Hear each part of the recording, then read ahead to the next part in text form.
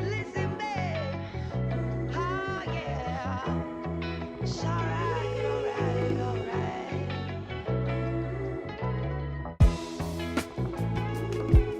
Listen, babe. Oh, yeah. It's alright, alright, alright.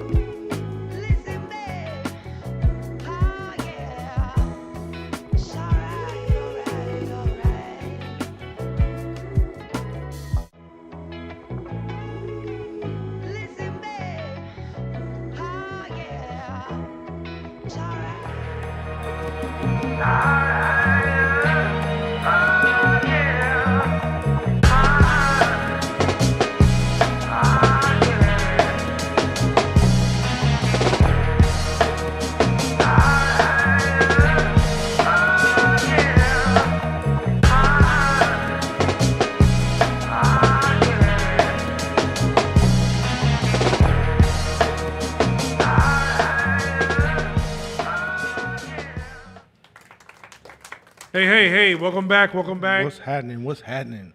I'm glad to have you guys back. How you doing, man? You good? Doing all right. How you doing? How you doing from the retreat?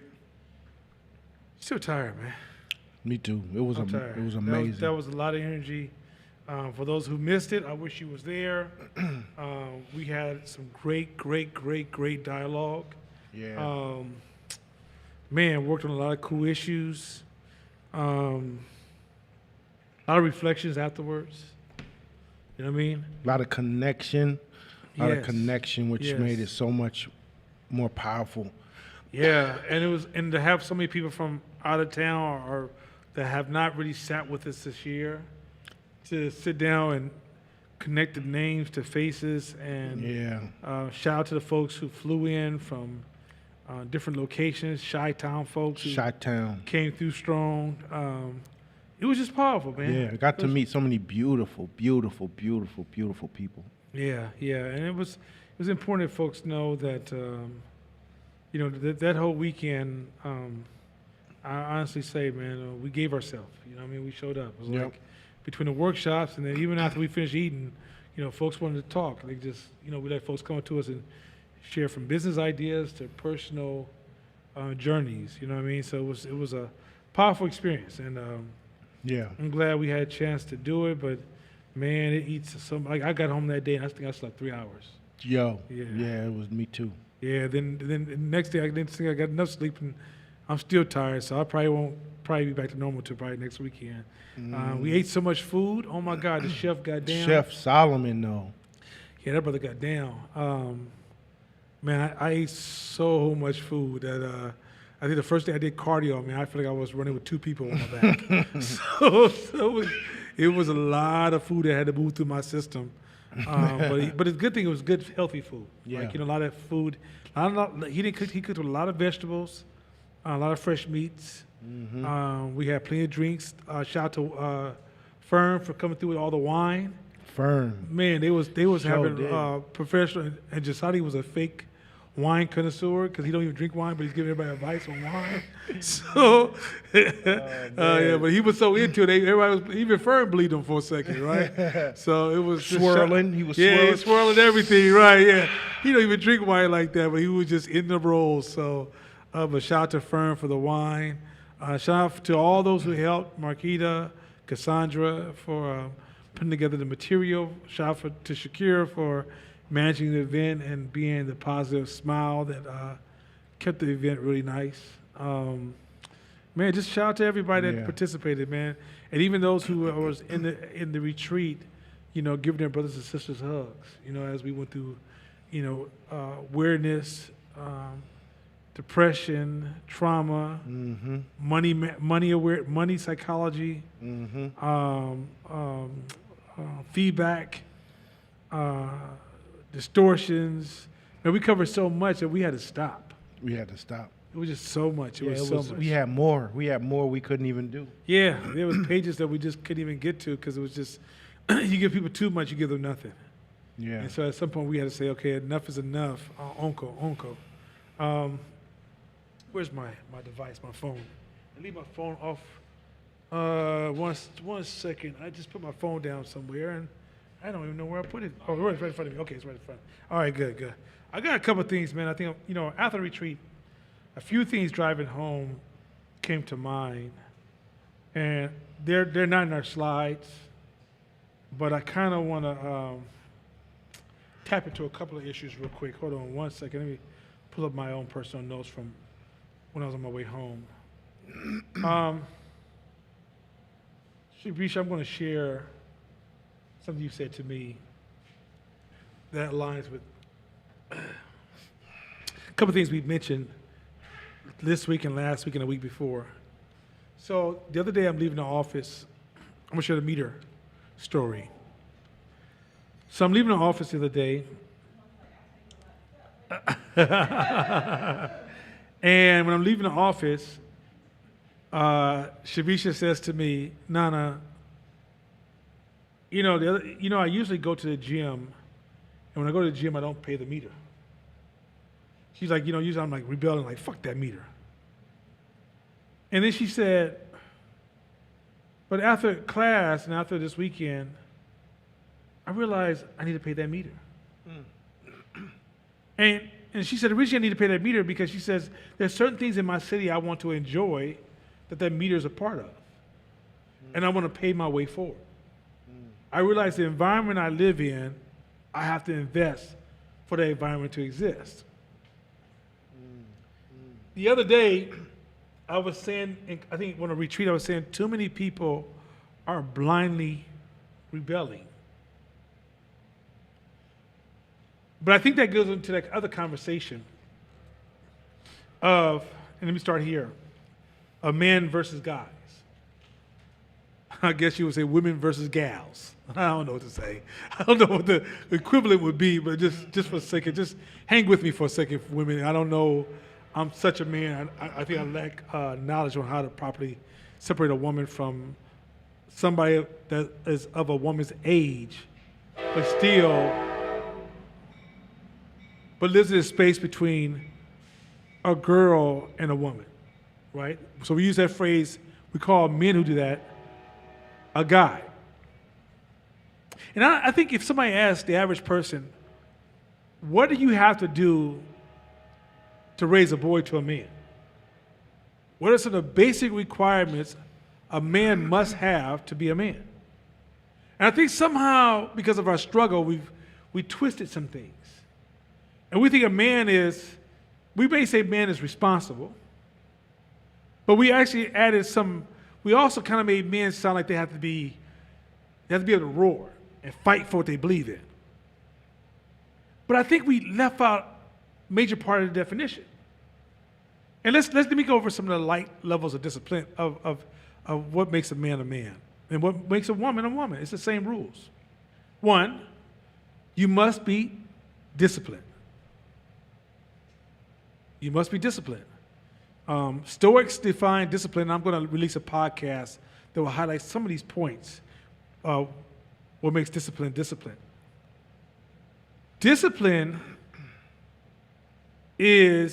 Self-discipline is the ability to control yourself. That's what discipline is. If you don't have discipline, something externally is controlling you. Let me say this again. Discipline is the ability to control this one life you have to live. Discipline is the ability to control that life. But when you lack discipline, it's allowing somebody else to control this precious life you have. That's number one. Number two, you must own responsibility. Own responsibility for yourself and others. You must, to be a man or to be a woman, you must have responsibility for self and others. These are just basics. This is core. And then last, you must have a purpose. You must have a purpose. Let me give you an example of how we kind of highlight these things all the time culturally, but we don't see it. We'll say, she changed, but she just had a baby, so that's why she changed. The baby represents what? Responsibility, discipline, and purpose. Right? If a man is in culture and he displays, he has a family, has children, and he shows discipline, responsibility, and purpose, we honor and praise him. We say that's an honorable father. What makes a man a horrible father?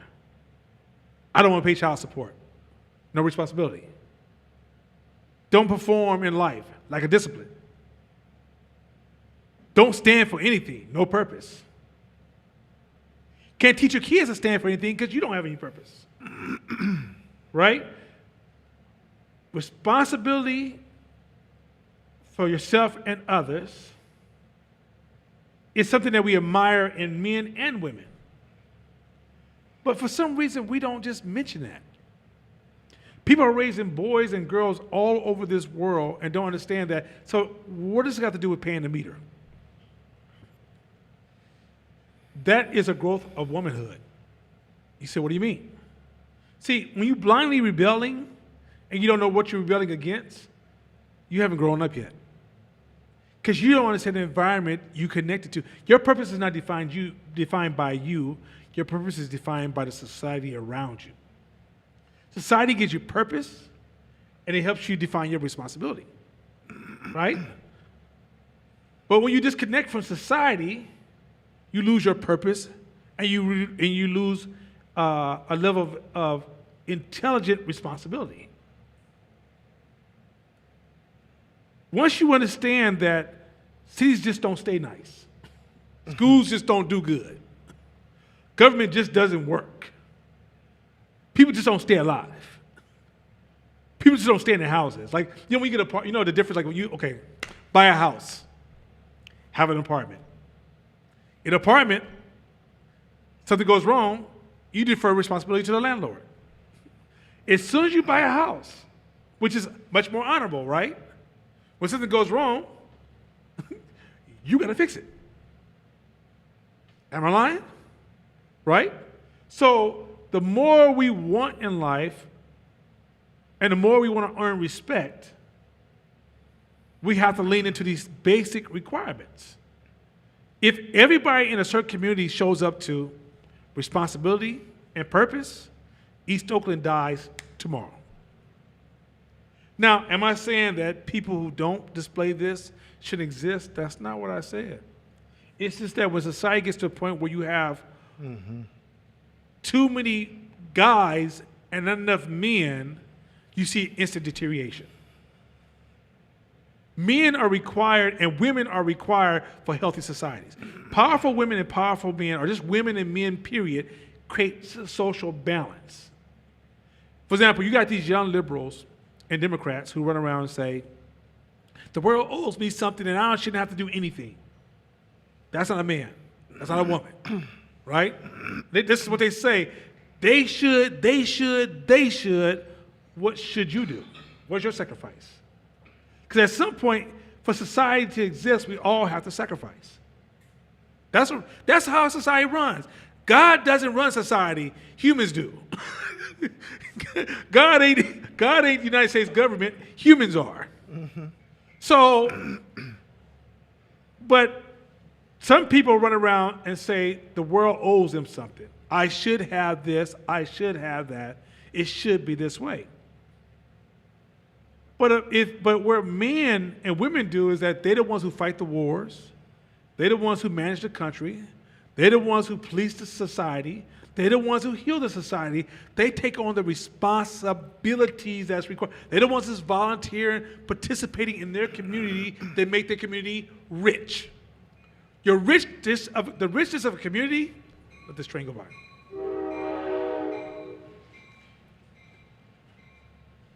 The richness of a community is based upon the participation of the community. The richness of the community is based upon the participation of the community. Let me give you another example. If you look at human history, when have you never seen what culture have you ever seen that didn't have a rites of passage? Whether it was go out and kill a lion, whether it's live 10 days by yourself in the wilderness. Because what they was trying to prep you for is that adulthood is a space of having to sacrifice and live in certain levels of risk and challenges. It's a responsibility. But all of us live in the city of Oakland, and we're looking at what is wrong with Libby Schaaf, what's wrong with the police, what's wrong with our schools, what's wrong with our neighborhood, what's wrong with your house, what's wrong with you? It's a cold game. But no one's telling our children, hey, if you want to be a man, you want to be a woman in this world, here's some basics. You're responsible. Your purpose is. And cultures give you purpose. Every culture has a different purpose. No culture has, like every tribe have different purposes that's based upon their survival needs. When you disconnect from your survival needs, it shrinks you. This is how a man becomes a boy. Or stays a guy. Mm-hmm. But we don't say this. It's simple. But when have you ever seen it articulated? You see these school programs, we want to raise these young men, but are you teaching them social responsibility? Are you teaching them science of the ecosystem? How by paying your meter, you get to have these kind of streets. Even when you get a ticket from the police, that is part of the ecosystem. If the police doesn't provide tickets and then the road goes chaos, then you suffer from that. Even some laws, I've seen laws, I remember something that happened one time. I can't remember what it was. I don't want to misquote it, but something happened in law where a black person got off for something. And everybody's like, oh yeah, it's beautiful. Black person got off for that, right? And Shakira's like, I don't know about that one. But when a white person got off on it, got off on the same situation, oh my God, that's ridiculous. See, when you understand responsibility, sometimes what is good for the goose is good for the gander. But you won't see that if you're not in the game of responsibility. You just look at it, what's good for you.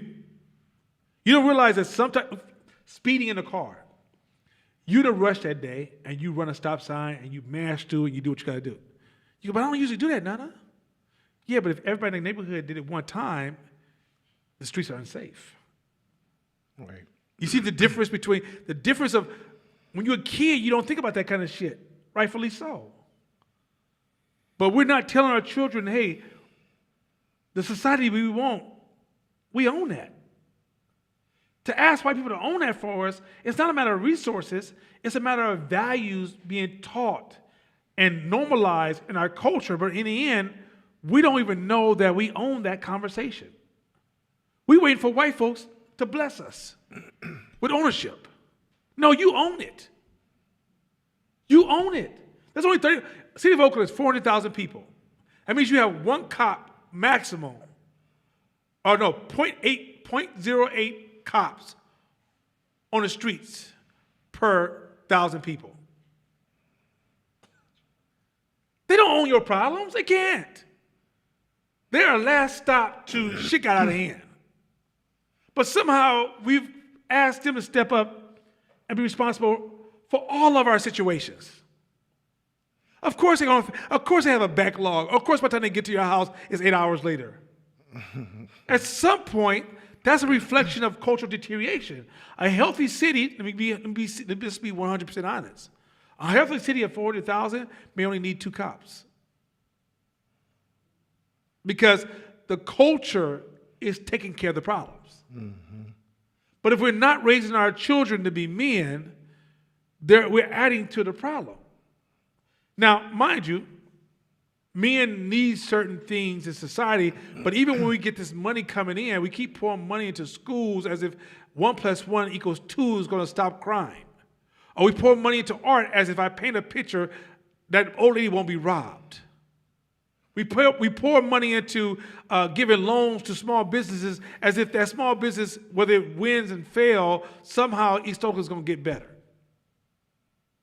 We don't realize that the infrastructure is threatened. And it's no different than if you look at the ecosystem of animals, quite often white folks will run out and go, oh, I'm going to save the bear, bring the bear into the zoo, feed the bear, force it to produce a baby, and realize the babies are dying faster than they would in the wild. And the animal is sick and damaged, and the chances of the animal even living past that point is close to none. Well, the same thing's happening to our culture. We're having ecosystem intervention that's causing more damage. So but here's I think I'm stopping. I'm not. Which leads me to this other issue. And I heard this mentioned a few different ways on the retreat, and even on the way home, and during this week. Expected help is a weakness. Expected help is a weakness. Helping somebody is not bad, but expecting help is a weakness. Whether it's GoFundMe, whether it's The government should. Whether it's I'm staying in my mama's house while I get my shit together. Whether it's your business being subsidized. Whether it's you're in a relationship and somebody's giving you shit all the time. Whether it's parents giving you shit all the time. Dependency on help is a weakness. I can reflect at any point in my life where I needed help. I was weak. There was a person, I'm not call their name, I know that often needed help. And when they finally got to the point where their money was good and their credit was good, they could buy on their own, they became a different human being. They moved different. They talked different. They thought different. They saw different. They stood different. When you get used to somebody, here's a rule in business. I'm going to show you how it applies to business. This is manipulation at its best. So there's a rule called reciprocity.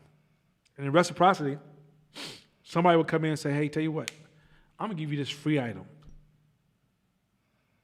And they say, but if you give me, I'm going to come by your house and give you a free item because our business is giving out this free item. And you say, sure. And let's say it's a nice valuable item. Let's say it's a fire extinguisher. Or let's say it's a jar of candy, but like your favorite candy. And they say, listen, I'm giving this jar, but if you just give me 15 minutes, 20 minutes of your time. And they try to sell you this overpriced item. And most of the time, because of the rules of reciprocity, which says if somebody gives something to you, you feel obligated to give them something back, you will find yourself manipulated and buying this overpriced, useless, stored in a garage as item. You'll do it with your business as well as your home. And you didn't realize that all gifts are not gifts. Often gifts are tools to manipulate you to get you to do what somebody else wants you to do. Bring your children, your daughters next to, this is for your daughter especially. When a man gives you something,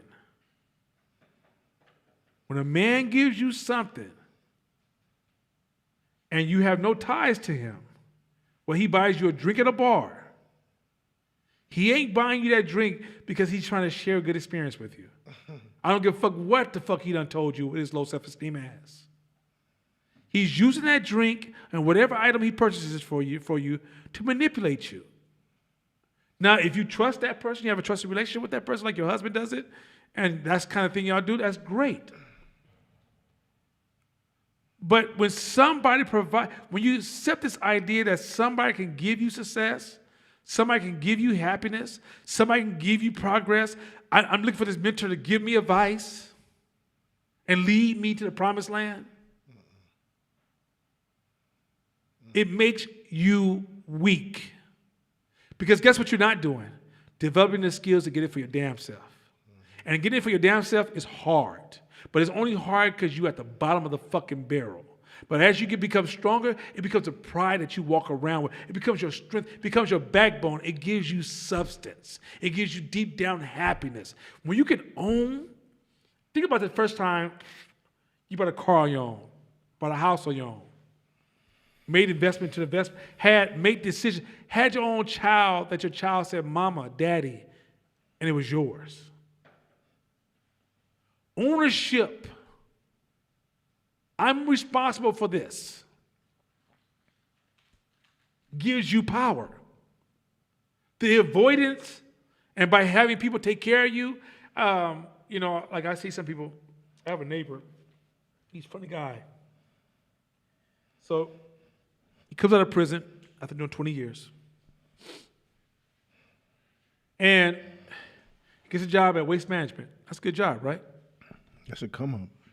And for somebody doing 20 years, that's amazing. That's a come up. But all he does is buy his old cars and work on them. He has a son that when he went to jail, he was 12. Oh, my son ain't shit. Oh, man. He stays with his mama and his girlfriends. Doesn't exercise. And says, I just enjoy working on these cars. I want you to understand what I just said. The man spent 20 years in prison, and he sits around his whole day saying, focusing on all these different things, but then gets mad when somebody talks to him about responsibility and blames other people. Now you might say, well, now you just did 20 years in prison. Yeah, I get it, but why are you acting like that? Why is it that you're looking for people to take care of you and they live a flashy, popular life with fancy cars? Mashama said it best, how are you driving, this going back to the man and woman, it's all connected. How are you driving a Bentley in the middle of the hood and living in a ghetto? You're literally telling everybody, fuck my responsibilities. I'm about me. And you wonder why when you go to sell some shit, people are like, man, fuck you. Envy. I don't give a shit about your shit. I mean, we don't understand the human ecosystem and relationships and how, like, when you become wealthy, you don't become wealthy because God rained money down on you. You became wealthy because you went through this pipeline of relationships. Mm-hmm. And here's the deal. Every single human being at some point in their life received help, because that's life. That's part of the ecosystem of being human. The key component is your mentality, your mental rhythm. Because if you have a pick me mentality, you think they come in, or you're expecting them to come, or your idea or your strategy is to always receive help, and you're a predator on help, then what that ends up doing is it slowly weakens you, and it manipulates you, and you become impotent. Period. Now, if you adopt the mentality that they ain't coming, That's it. This is just me. This is what we got. And you swallow that, and you put yourself in a mentality where, shit, I need to figure this out and make this happen. Now you empower yourself. But you know the funny thing that happens when you empower yourself and you release that kind of energy? People come. They want to help. They want to step in rhythm with you. You'll find that people will want to start partnering. I spent a whole year before I started Court Smith looking for investors with that mentality. I got this idea. This shit is the best shit ever. People going to invest. I spent a whole year before I started the brand trying to get investment with a business plan. Everybody was like, fuck you. Started the shit out the trunk, right? In a few years, investors start coming like, hey, I want to invest. I'm like, where was you a year ago? But it wasn't their fault. It was mine because it was the mentality.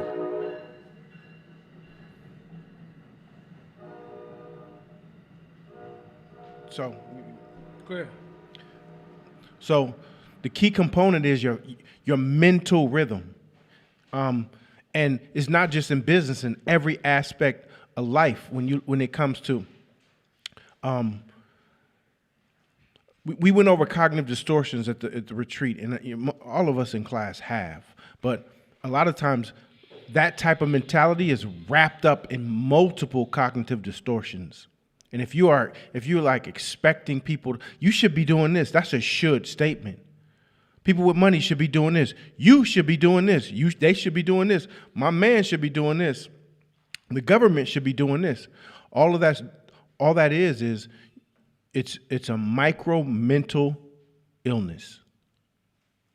And so the goal is to, and I've been there. The idea is to switch that in your mind, because once you realize they're not coming, and once you take radical responsibility for your actions, radical responsibility for yourself, your business, your life, that confidence you exude and that responsibility you take when you put your head down and start looking for solutions on your own, you'll get the shit you need, whether it comes from you or other people. Nana talks about all the time that how Black women have helped 510 Media grow.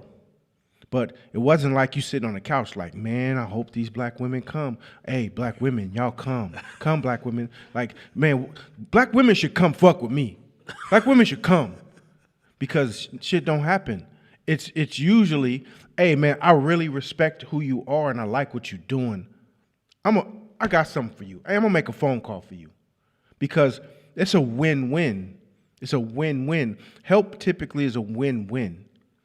So, and you're in the rhythm of it. If you want help, be attractive to what you want. Once you become attractive with what you want and in the rhythm of what you want, then it usually comes. So for example, let me take it down to a bar. So you walk into a bar and you're looking hot that night. Outfit's on fire. Man wants to offer you a drink. He ain't doing that because of he's investing in you. No, he trying to smash. He trying to smash. But let's say you're known to be a high performer in the city, somebody that people love to talk to, love, enjoy company because you're known for that. That's your reputation, precedes you. So somebody's gonna pay for your dinner and your drinks just to share space with you. They still want something from you, Right. but what they want from you is changed because what you have to offer is changed. That's real shit. Get the difference? And so now, this is when you get slutty. You go to the bar only expecting drinks for men to pay for it. See the difference? See, I just broke out 3 different layers right in front of you. So some of us are going through life expecting somebody to show up for us. Like, how are you 40, 30, or even mid to late 20s and trying to stay with your mama? Now, if you fail and you stay with your mama temporarily so you get back on your feet to go back on your own, that's one thing. I'm talking about some of y'all are rooted. Some of y'all got all kind of door carvings with your name on it. This is my room. Because in the end, you have no plans on evolving. And it's not, if you stay with your woman and she's paying for men, if you stay with your woman for a minute, she's paying because you're in the process of transition. I'm not challenging that. No.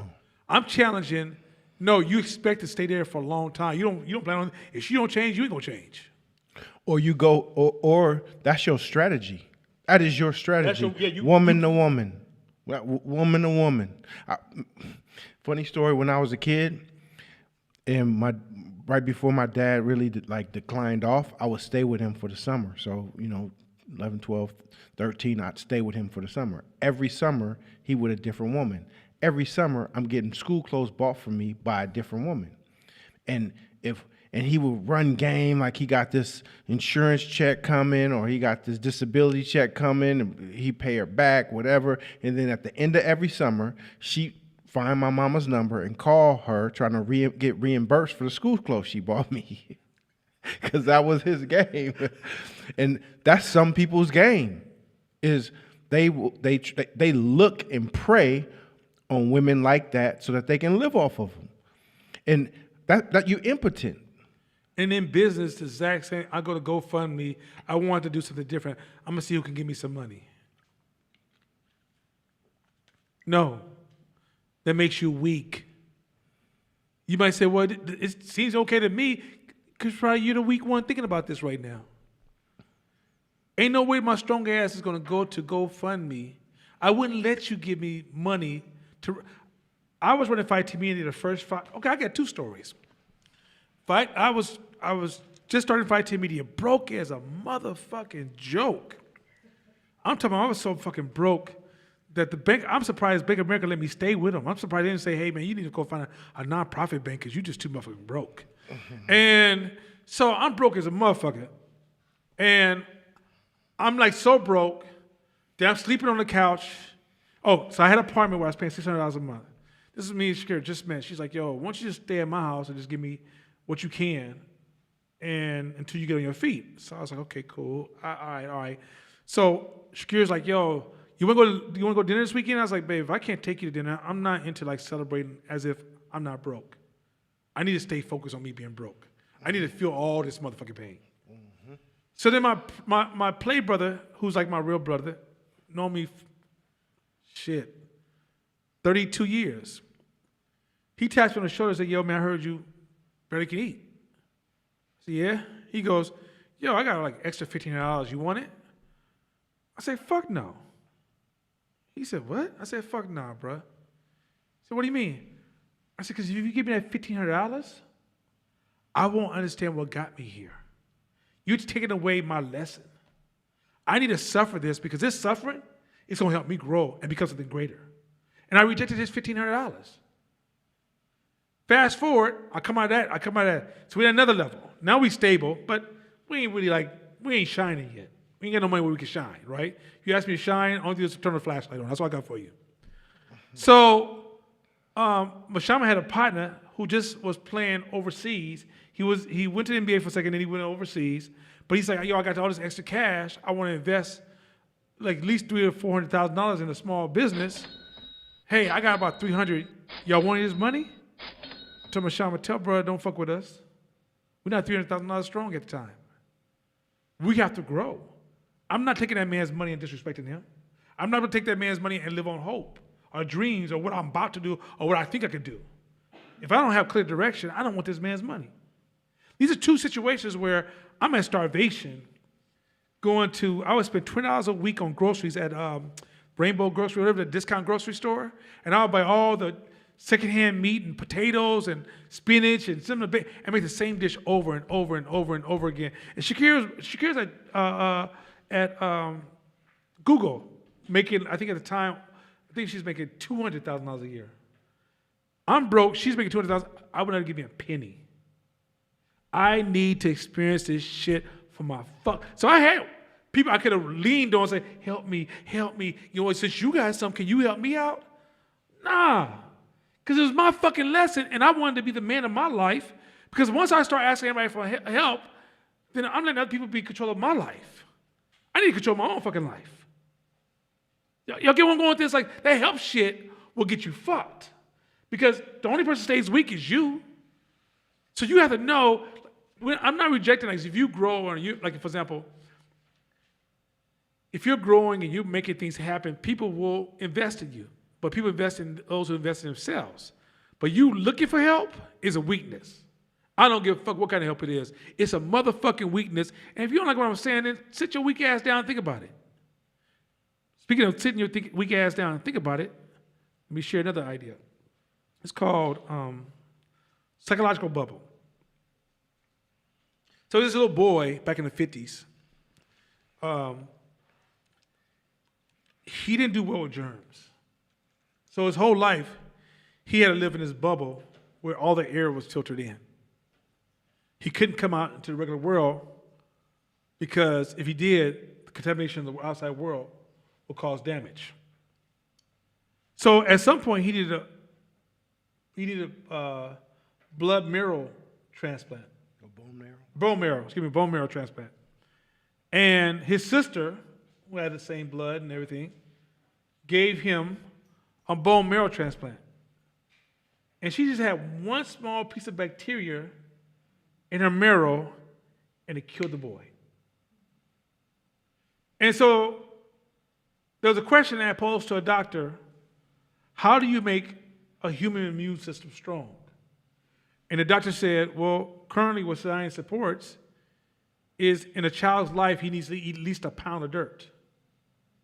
Now he said a pound, not all at once, but whether it's getting dirt in their mouth, sand in their mouth, biting their nails, licking the dog, picking something off the ground, putting up the remote control and just putting it in their mouth and sucking on it even though it's full of germs. All that makes you stronger. The parallel to that is psychological bubbles. Be safe. Don't want nobody to offend you. The bullies. Don't speak like that. Did you know what you said did how it hurt her? You're getting all of life filtered to you. And as soon as the real world hits you with a germ, that something hurts you, you on pills, suicide watch, mentally breaking down, emotionally all fucked up. Now I have this mental illness. It's called wop, wop, wop, wop, wop, wop. And I need you to give me more space because when you speak that way, it really gets to me. It makes me feel. Sit your broken, filtered, purified ass down. If you want to get stronger, you have to engage confrontation. Mashama says best. He got this from Will Smith. Everything came into existence by collisions. Everything came in. So for you to think as a human being you can avoid collisions, if you don't sit your bitch ass down, this that soft ass, this, now y'all kind of see where I'm talking about this soft ass shit, this weak ass shit, this bitch ass shit, because I'm in a game of collisions. I'm always running into collisions. And I need to have 10 to 20 collisions in a day and be able to go home and kiss my daughter and hang out with my wife and play with my family. If I am collision sensitive, the other day this person came in, oh my God, it's so much. You know, the other day this person tapped on my shoulder, it was just so much. Oh my God, your immune system is too fucking weak.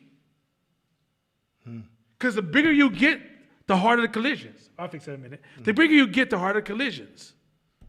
But the reality is that and now you got these white social justice son of a bitches pushing these ideas of avoid and engineer all the pain and collisions and discomforts and germs of life away from you. Matter of fact, he said the white man called you a nappy-headed Negro and we should get rid of him. Oh. The black dude said that gender is real. Oh. The Asian person was called a Mexican, had a Mexican joke. Oh. Motherfucker, what? No immune system. Hey, I was thinking about when you was talking, my daughter had to go potty, right? She had to go potty. So it was Marshall's, and it's me. So we got to go to the men's bathroom in the stall. So I go upstairs with her and close the door. When I turn around, after I close the door, she already had pulled her pants off and was sitting on the toilet with the toilet seat up on the raw just... So I damn near fainted, right? What the fuck? So I'm like, no, this is like hundreds of male. So I'm cleaning up. She's like, what's the problem? I was like, you do not do that. I had to like put the little pad of tissue all around it to prepare you for this. You gotta wait. But it was too late. She was like, I don't know what the problem is. I had to go. So you can figure out what you want to do later.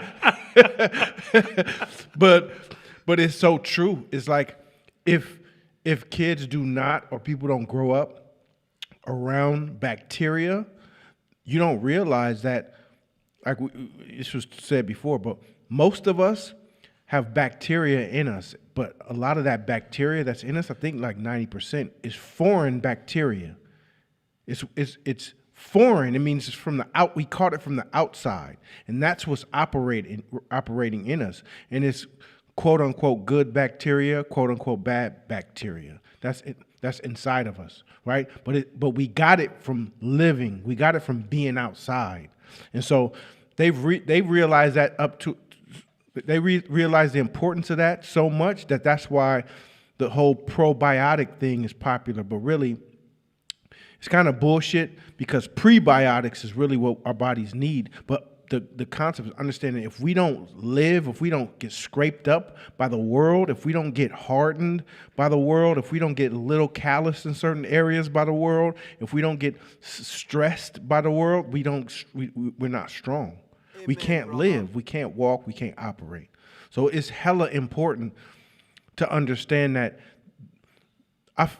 our world is lightweight deteriorating because we're psychologically deteriorating. We're getting weaker, we're getting softer. And everything is getting so fucking sensitive that you can't say nothing. You can't, like, even comedians used to be off limits. Comedians were the safe space because the whole intention of a comedian is to be funny.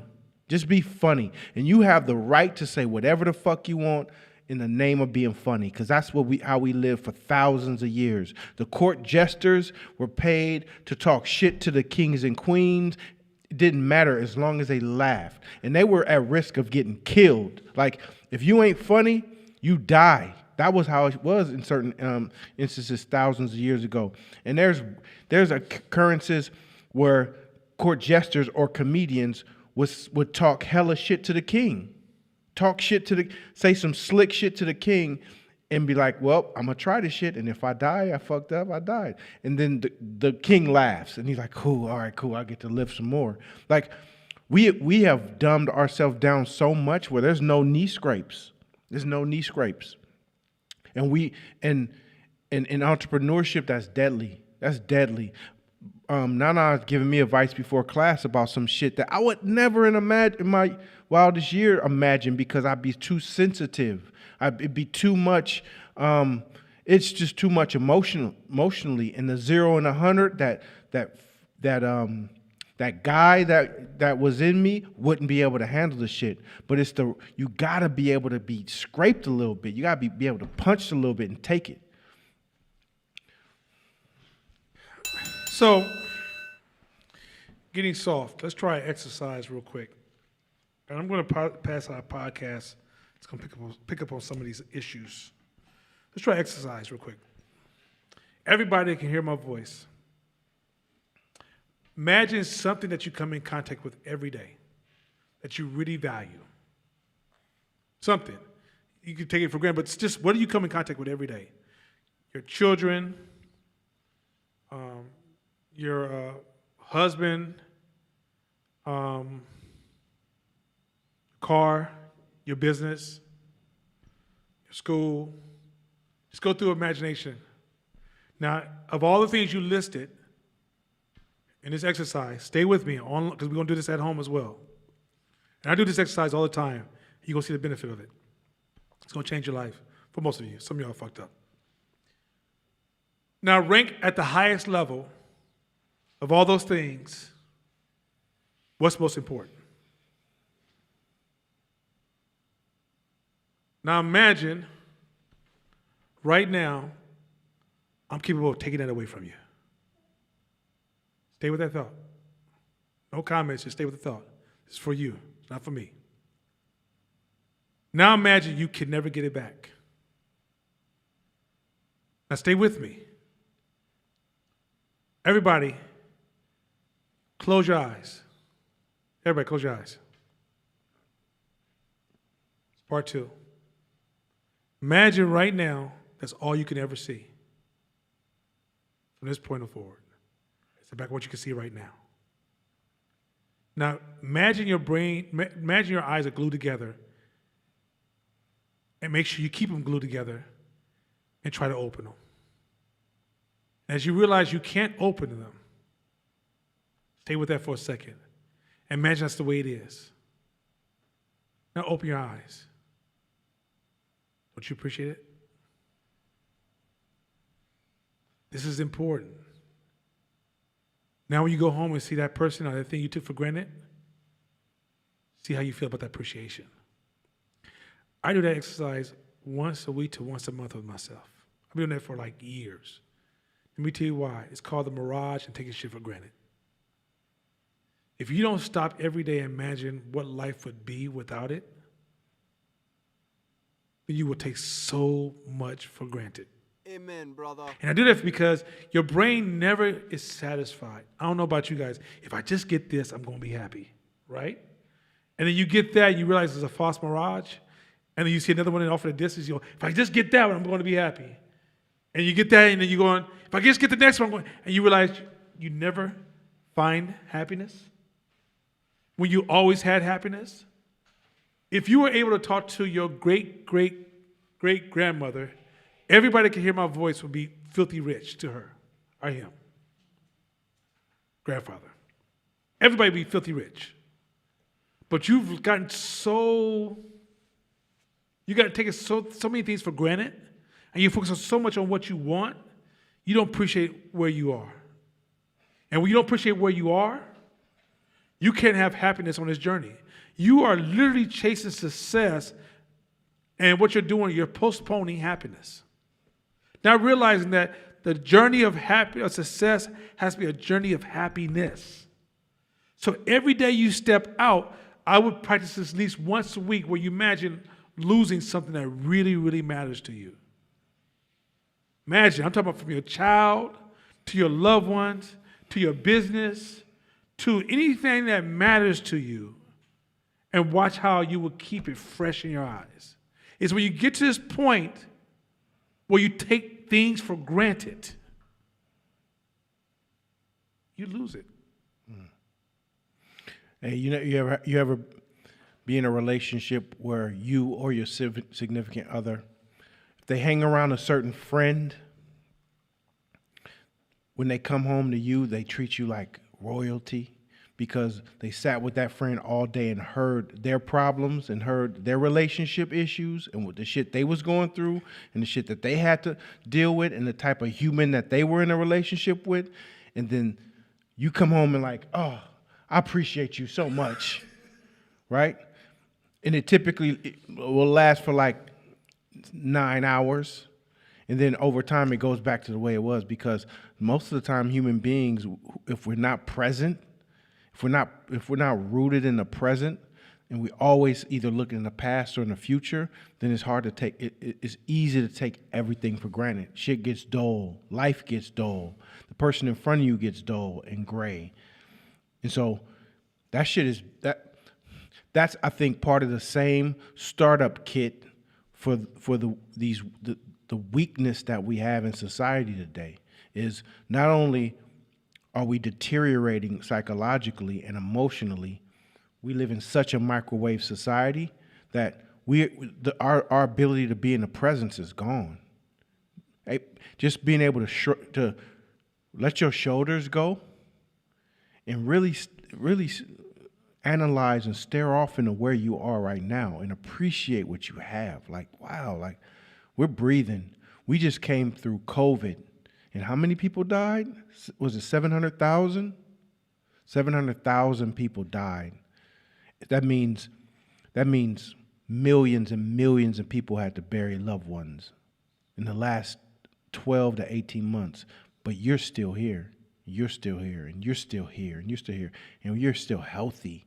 And you get to play with your kids. And you get to take your kids to school. And you still have a place to live. Because the homelessness and everything that happened in the aftermath of that was devastating to people. It's new. Like if you like me, I notice a lot. And it's young homeless people.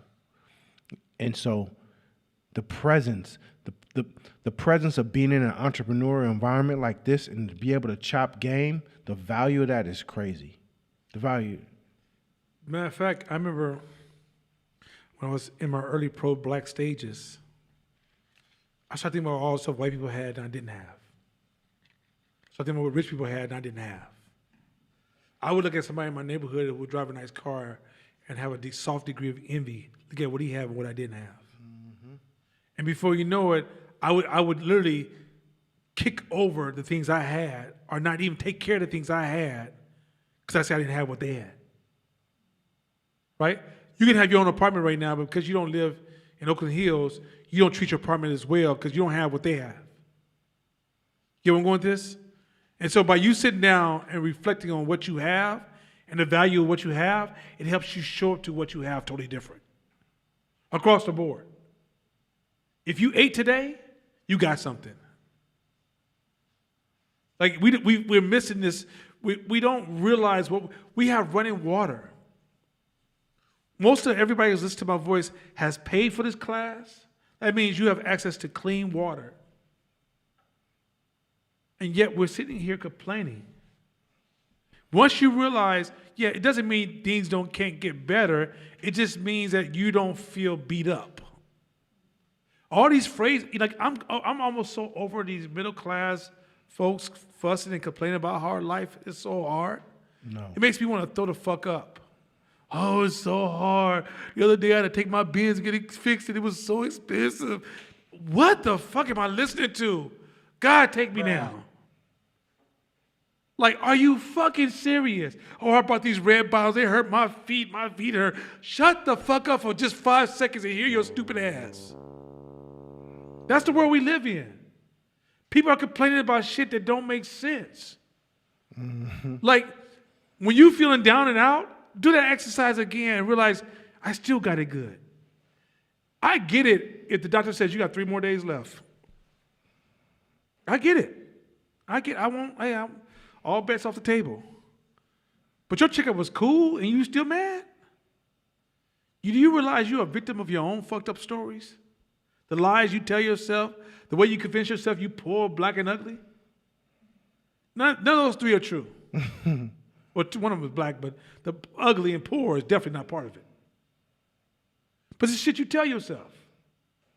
I don't guy like you, Nana. What the fuck does that sad ass, depressed ass, envy focused, low self-esteem statement mean? Besides, you fucked up when you said it. Thank you for sharing you fucked up. That's real talk. Brother was sharing at the retreat because I had just finished saying, if you ever been in a shootout and you ever had somebody empty their clip in your face, right? You go dark, right? There's nothing you can do, especially if you ain't got no weapon. So in that moment, I just went dark. I'm just gonna sit here. And whatever happens is we'll figure it out afterwards. And I counted the shots. 2, 3, 4. Once I got to 10, I knew bro was empty. And I looked up and I checked my body. And I'm like, damn, that motherfucker was a bad shot. Thank God. But I'm alive. And it's almost like you still die. And you start life over. And you're so appreciative of everything. The blues are blue as fuck. The reds are red as fuck. The birds are gorgeous. The humans around you are they're in 3D. They're so up close and you hug. Everything is good. Life is good. Like I got a new lease on life. Now, unfortunately, if you're not in the right mindset, it slowly gets dull. And then over time, couple months, 3 months, you back to normal, back to how you was. But for those moments, you're present, you're clear. It's the most spiritual experience you can experience.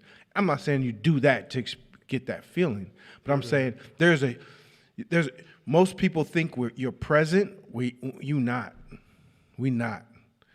And sometimes it takes risking something being taken away for you to appreciate. I think some people felt that in COVID, right? During COVID, I think we talked about this, like the gym was taken away from us. Man, when I got back in that gym, man, I was damn near making love to the weights. Me too. Like it was, that shit got almost like, ooh, I don't even watch this dude work out no more, right? It was like, hello, nasty ass bathroom. I like you, nasty bathroom. It's okay, dirty ass bathroom. Yeah, you know what I'm saying? Shit, I remember the first day I went back to the gym, then I think I was there for 2.5 hours, just, oh, it's still here. Oh my God. Like it was just, that's the reality. And but you have to take yourself through that process on your own. If you just do that exercise, which is experience the negative, it would change the value of life itself. I mean, if you really want to understand God and the value of God itself, learn to even go deeper into that space of experiencing life in its most purity. Like being able to just show up to the moment, all of a sudden, you will see a light bulb be like, man, God's amazing. You'll breathe air like, we all are sharing the same resources and this recycled time and time. Man, God's amazing. But some of y'all just take that shit for granted. Amen, brother. And you know what? Speaking of that, most spiritual practices have a moment a passage like that to put you through. Whether it's just fasting, or it's sweat lodging, or it's ayahuasca, or it's Native Americans doing those exercises where it makes you faint so you can see vision. Like most religions or spiritual practices have an event to run you through to bring you back into that present moment. And if you just continue to live life and you don't have those things that, hey, I need to go. You know what I do sometimes? I haven't done it in 2-3 years, but if I'm feeling myself a little too much, or I feel like everything is too gray, or I'm taking shit for granted, I'll ride the bus for like 3 days. I just ride the bus for 3 days until I get it. Are we good now? All right, we good. That's all tight, actually. It's all tight. Because I ain't trying to get caught up like that, and I can, or if I'm in life instead of on life, it happens, and it happens. Shit happens, and I'm due right now because typically I'll either go do some spiritual ceremonies to bring me back, but because of COVID, I haven't. So I know I'm like, shit is gray. I mean, but that you don't you don't prepare for war the day of war. You don't prepare for starvation when the resources run out. You don't prepare for safety when you're unsafe. And you don't prepare for survival the day you run out of stuff for survival. You have to practice those things. This is make-believe world got us thinking that we're going to be able to push a button for the rest of our life and life's going to be good. That the world owes us something, God runs a nation, and all we need to do is keep pushing buttons. And as long as I'm black, I have access. I'm entitled to have some shit. My ancestors already paid for that. Once you realize that life, this is that man in me talking to you. Life requires maintenance. Life requires preparation. Life requires, I can keep going on that life requires, but let's just start right there. Preparation. If you don't prepare for things before they happen, then you don't survive. Remember, if you're not growing, you're dying. What's your preparation? Or are you just living life dictated to you by corporate America? Corporate America says, come to work for 9 or 10 hours, go home, kiss your family, and get ready to come back. On a weekend, reset yourself so you can show up on Monday ready to do that shit at 100% for the rest of the week. Yeah. This is what corporate American life is, right? Many of you guys don't have a life outside of corporate dictation. But corporate doesn't give a fuck about your survival in your interest. It's your survival in our interests. And many of you guys are not living your life preparing yourself to be in the real world. We these coastal cities, so we got the shit fucked up. Now, you may go Midwest, where they got to do hella preparations for the winter, hella preparations for certain climate adjustments. And so in their mind, they understand things are not guaranteed or they're not entitled. But for us, quite often, in these coastal cities, where we just put money to ride the train, we jump in our cars and put gasoline. Matter of fact, most people pop their hood today and be like, what the fuck does this thing do? My engine, what does it do? It has all this plastic on top, it's branded well, I don't know, it just stopped. Tell somebody to come get it and give me another one. We don't prepare for shit. It gets hot, we don't burn no wood, we turn the PG&E up. No, we get on our cell phone, PG&E's a little, it's kind of cold, let me turn this shit back up real quick. We ain't hunted an animal since an animal hunted us. Like literally, we don't do shit. And we're becoming disconnected. Here's the thing. Once you decide to put a business on this earth, you are now part of the real story, not the make-believe story. Yep. You chose that life. You chose that life. If you want to stay in the fake world, do that fake shit. And it's all good.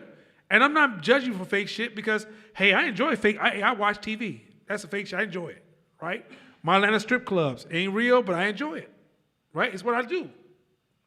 But once I decide I want to do some real shit, don't do that. Don't show with fake. Don't act like, don't play a doctor on TV and then find yourself having to operate somebody in real life. This is how we move it through life.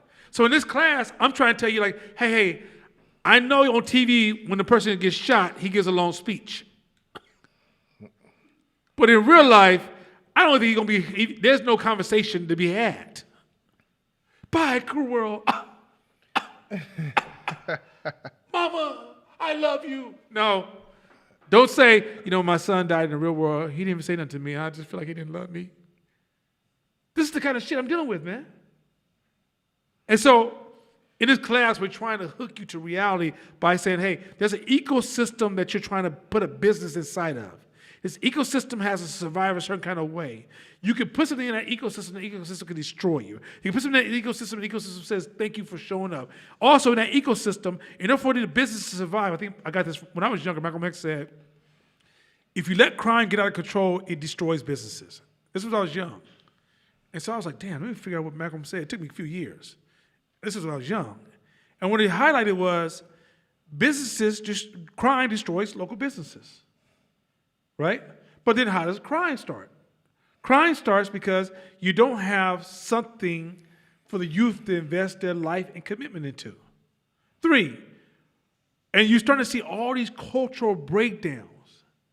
And I've been trying to introduce all these cultural ecosystem breakdowns from radical responsibility to if you're not growing, you're dying, to that's why these certain ideas don't work.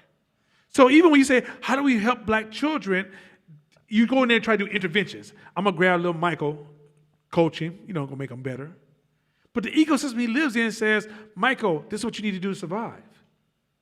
And the ecosystem is not touched, but you thought because you gave Michael great words, he's not going to sell no dope. Michael will smile on your face, tell you, I'm trying to get better, man. I'm trying to get better.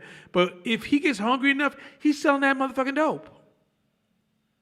And so in the end, you wonder why I put my business, I can't stand black folks because when I try to work with them, it wasn't the black folks. It's an ecosystem. Once you understand the ecosystem, you realize they were just being human, doing human shit.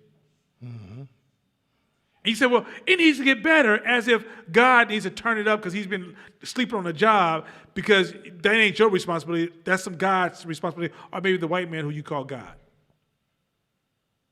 Let's get into this hook shit. Can we do that real quick? Can we get into the hook shit? Let's jump into the hook. Let's get started. Now we're in emotional agility. We're going to just jump right into that. I'm going to leave y'all with that thought about the white man being your God. Go ahead. It's not coming on? Okay, grab another one. We have our DJ get another microphone. She's like, turn my shit up. This shit ain't working. Turn it up. Here we go. Okay, there you go. Here we go. So hooked. During the average day, most of us speak around 16,000 words, but our thoughts, our internal voices, produce thousands more. This voice of consciousness is a silent but tireless chatterbox, secretly barraging us with observations, comments, and analyses without pause. Moreover, this ceaseless voice is what literature professors call an unreliable narrator, whose accounts of events can't entirely be trusted. Our own internal narrator may be biased, confused, or even engaged in willful self-justification or deception. Even worse, it will not shut up. Let me, Court, I will say this. Court has become really, really good at talking about emotions, emotional psychology. So I'm looking forward to whatever he has to add.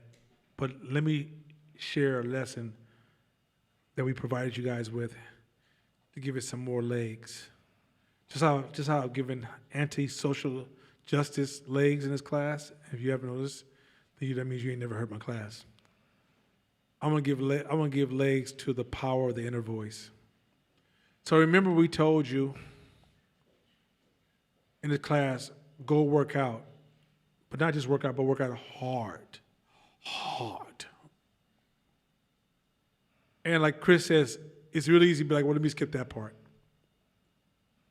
And we could tell in a retreat, a lot of people are skipping that part.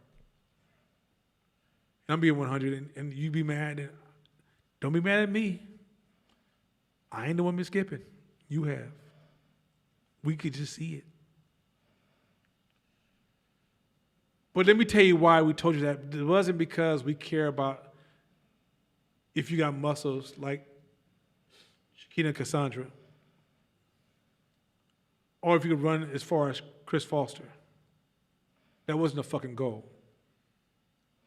What happens when you work out hard or do something that's very hard, that voice in your head, you build a strong relationship with it. Because that voice says, what the fuck are you doing? Why don't you just quit? Why are you going so far? Why don't you take the shortcut? You know what? You didn't sleep well last night. You know you're kind of feeling sick right now. You know you're looking kind of bloated. You know those knees of yours is pretty weak. You know back in high school you hurt your back. You know at the end of the day you ain't never won a race. And you get used to telling that voice, shut the fuck up. I'm about to finish this shit.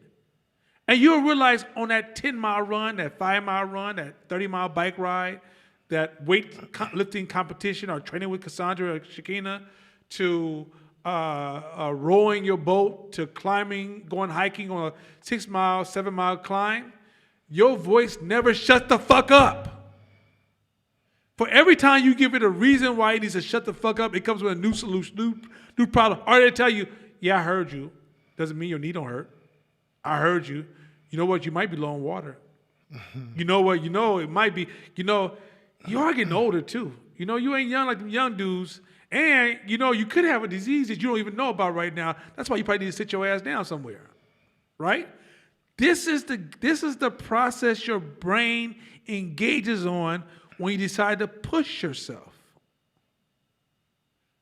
But guess what happens if you don't practice pushing yourself? You don't build a healthy relationship with that voice, and when that voice speaks, it has too much realness to you. And here's the funny part. You become a lawyer of that voice. Now, let me tell you something. I know what you're about to say. But you have a different perspective than I do. And in my world, the reason I didn't perform like that was because of blah, blah, blah, blah, blah, blah. And if you respected me and see that I'm different than you, and I'm a woman going through things, plus it's the time of the month, and I don't need this from nobody. I had a bad daddy who just didn't treat me right. I just need you back up off me. Take your lazy ass and go run. Learn to hear that voice, learn to tell it to shut the fuck up, and learn to be the driver of your own vehicle. Don't get mad at me because I told you that you just ran a stoplight in your own motherfucking body and life. And now you want to tell me what's wrong with the light, what's wrong with your car, what's wrong with the city, what's wrong with God for not even telling the city what to do with the car, the lights, and how the day felt, why it rained that day, how the bird flew in front of you, all these motherfucking punk-ass excuses, when ultimately it was that fucked up voice in your head that was talking that you learned to trust that motherfucker. But when you work out, you'll see how much it lies to you. And this is when you know it lied to you. You finished that 10 miles. Now the voice has been talking, you've been talking back. Y'all been arguing like a motherfucker. He's winning the Harvard debate class because he's throwing it at you, and you're like, nah, fuck that. You like, no, well, you can holler at me. I'm not going to cuss at you, because I'm only here to take care of you, baby. Just slow down a little bit. You're doing too much. Come on now. You're going to do too much. You're going to find yourself at Kaiser, and then we can't do nothing, right? So why don't you just stop right now, call that motherfucking Uber. You got your phone. Just do some shit for me. You know Daddy going to take care of you. You know I never do you wrong. Last night when you laid in bed and you ate your popcorn, wasn't I there for you? When you ate ice cream the other day and cookies with your coffee, wasn't I there for you? When you had a sandwich and that shit had everything you wanted, wasn't it what you wanted, baby? Why are you being all emotional? Right? This is the shit your brain's gonna do to you. But when you running, you arguing with it the whole time, like, I don't give a fuck about the popcorn. Fuck, I shouldn't be eating that shit anyway. And you say you're going back and forth. But here's the amazing part. You finish the 10 miles and you go, I knew your ass was lying. And your brain goes, so? And walks away. That's how cold your brain is. Your brain does that shit. I'm used to that shit all the time. I'm used to that. I hear that voice 6 days a week telling me what the fuck I shouldn't be doing. I can't tell you how many times the voice in my head told me I was too old. I was too thick. I wasn't tall enough. I was too brown, too light. I wasn't fast enough.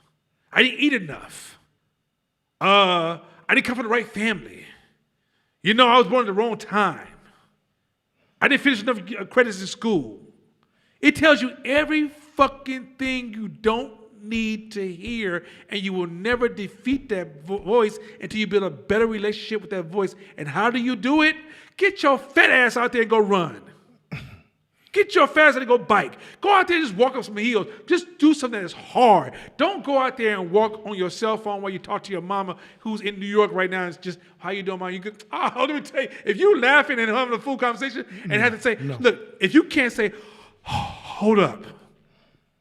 This might not be a good time to talk because I can't get no fucking words out. If that's how you talking, that's a good conversation, and it should last no more than a minute. But if you're able to have a full-out dialogue and say, nothing I'm thinking and what I'm feeling, that's not what I'm talking about.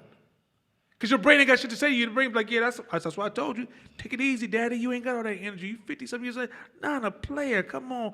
You fuck up your walk, baby. You been walking like a sucker. Just chill out. And I tell myself every time, man, shut the fuck up. When I do squats and I put 200, 300 pounds on my back, my body be like, dude, you do know you 50-something, right?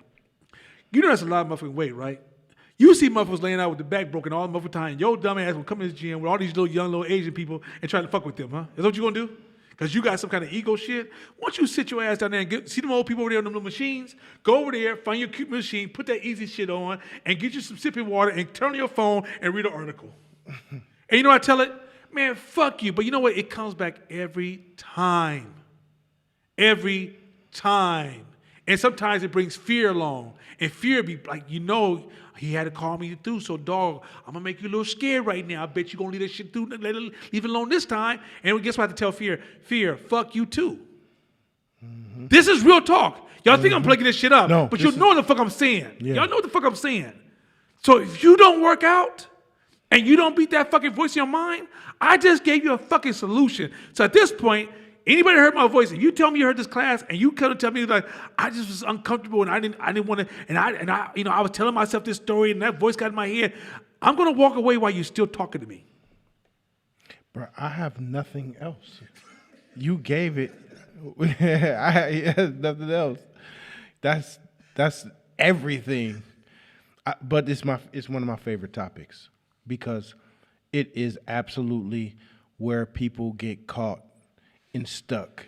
And it's literally the voices that we have in our head and the reasons we have in our pocket to reason with the voices that we have in our head. Sometimes some of us is more than a voice, it's voices, but it's what do you have in your pocket? The dope part about this is if you push yourself, doesn't matter where you are on a spectrum, doesn't matter where you are, every time you push yourself past your comfort zone, you proved that voice in your head wrong. Every time. So the more you do that, the less power that voice has on you because you know it's bullshitting. Because when your voice says, this is it, stop, you're tired, and you just push yourself just a little bit more, just a little bit past that voice, now you know, you was lying. That wasn't it. How far can I go? I don't know. But I know it's not where you said. That's the game you play. And if you're not practicing that on a daily basis, pushing yourself. Now, a lot of us in here are extreme givers, right? They give to what they call a fault, right? When somebody is asking something of you, you all of a sudden got superpowers. You can do all kind of shit for other people. Go beyond your capabilities and beyond what you normally do for yourself easily because the purpose, you're in a purpose, you're a giver, you're a pleaser, you're a people pleaser. So sometimes people pleaser will get superpowers and they'll fucking work 20, 30 hours a fucking day for a person. But then when it's time for them to show up for themselves, they can't do it. They can't do it. Their mind says, you can't do it, stop. And they listen to the shit. Not knowing that, wait a minute. Last week, for person X, I did 3 times the amount. So your brain is a bullshitter. So it always does that. Because your brain's in survival. It always does that. It's just trying to survive. The thing is, you'll never get to a point where it shuts up. Like me and my sons have conversations because they are at this stage in their life, and it like so weird. I just try to wrap my head and be comfortable with it and just be cool with it. But like they weed heads, right? So I have conversations with them a lot. Like, son, y'all both want to play big games. Like let's talk about trauma. Like why do you have to just be in a cloud all day? And my oldest son is just that voice. It won't shut up. It just, when I do, it just quiets that voice down and allows me. So I'll say that voice never shuts up. It never shuts up. I got 3 people giving me advice to give you right now. So it's not like the voice ever goes away. It's your management to it. It's the you in you that has the ability to manage those voices and conversate and reason and pull reasons out and say, nah, that fucking ain't true. Okay, I hear you, but I'm gonna push a little bit farther to see. And once you're able to do that daily, that's why gym is so simple. You're not out there saving the world or creating nothing. Gym is simple. It's just how much can you push your body further than you were yesterday, or further than your brain tells you that it's enough. And when you do that, when business situations hit you, and they will on a consistent basis, then when everybody has these what the fuck moments or it's over, you're constantly pushing yourself to come up with solution. Okay, that don't work. All right, let's try this. That don't work. Okay, try this. It just won't stop because of the times you pushed yourself. Or you can look at it like if anybody got a tattoo, right? If anybody has a tattoo, small one, big one, full body, don't matter. You got a plan in your head of what you want. I want this shit, this picture, this flower, this bird, whatever. Cool, I got you. The minute the tattoo artist goes, you in. You stuck. You stuck for the duration of that motherfucking tattoo. Or you risk walking around looking stupid. By the way, that story is so perfect because I went to tattoo when I was in my 20s for a Black Panther. And he started doing the outline. I said, man, I'm good with the outline. That's it. I was like, I said, outline. I fuck on it. Color. I don't need no goddamn color. I'm brown.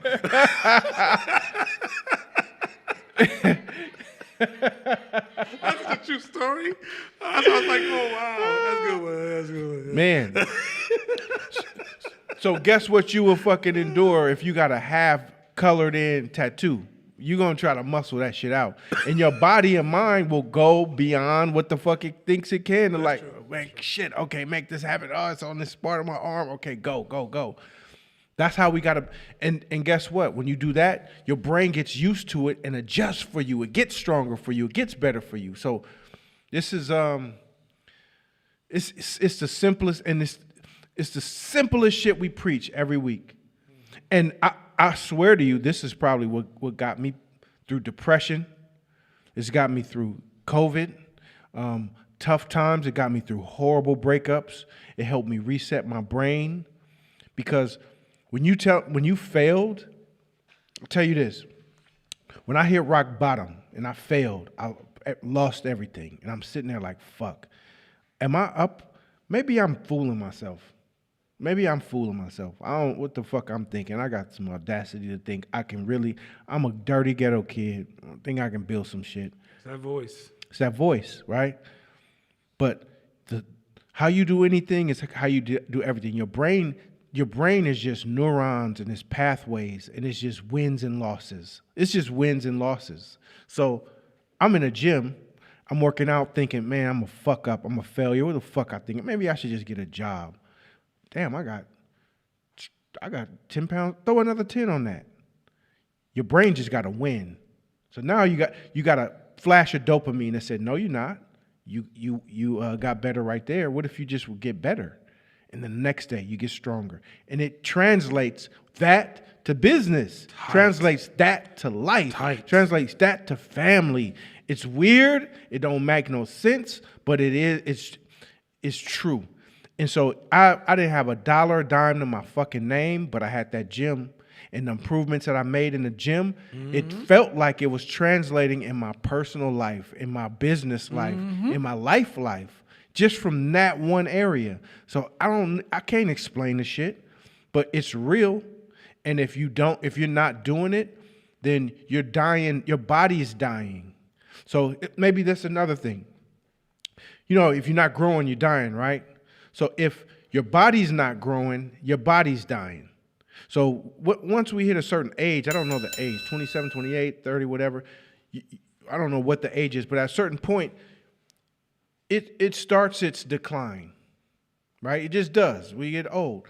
But if you working out, it's saying, oh no, he got shit to do. We got to stay together. We got to keep it. We got to still grow. So if you 50 and you hitting iron, then your body's like, okay, I don't know what his life is on the outside, but he needs to get stronger for him to live and survive. So we got to put muscle on top of that.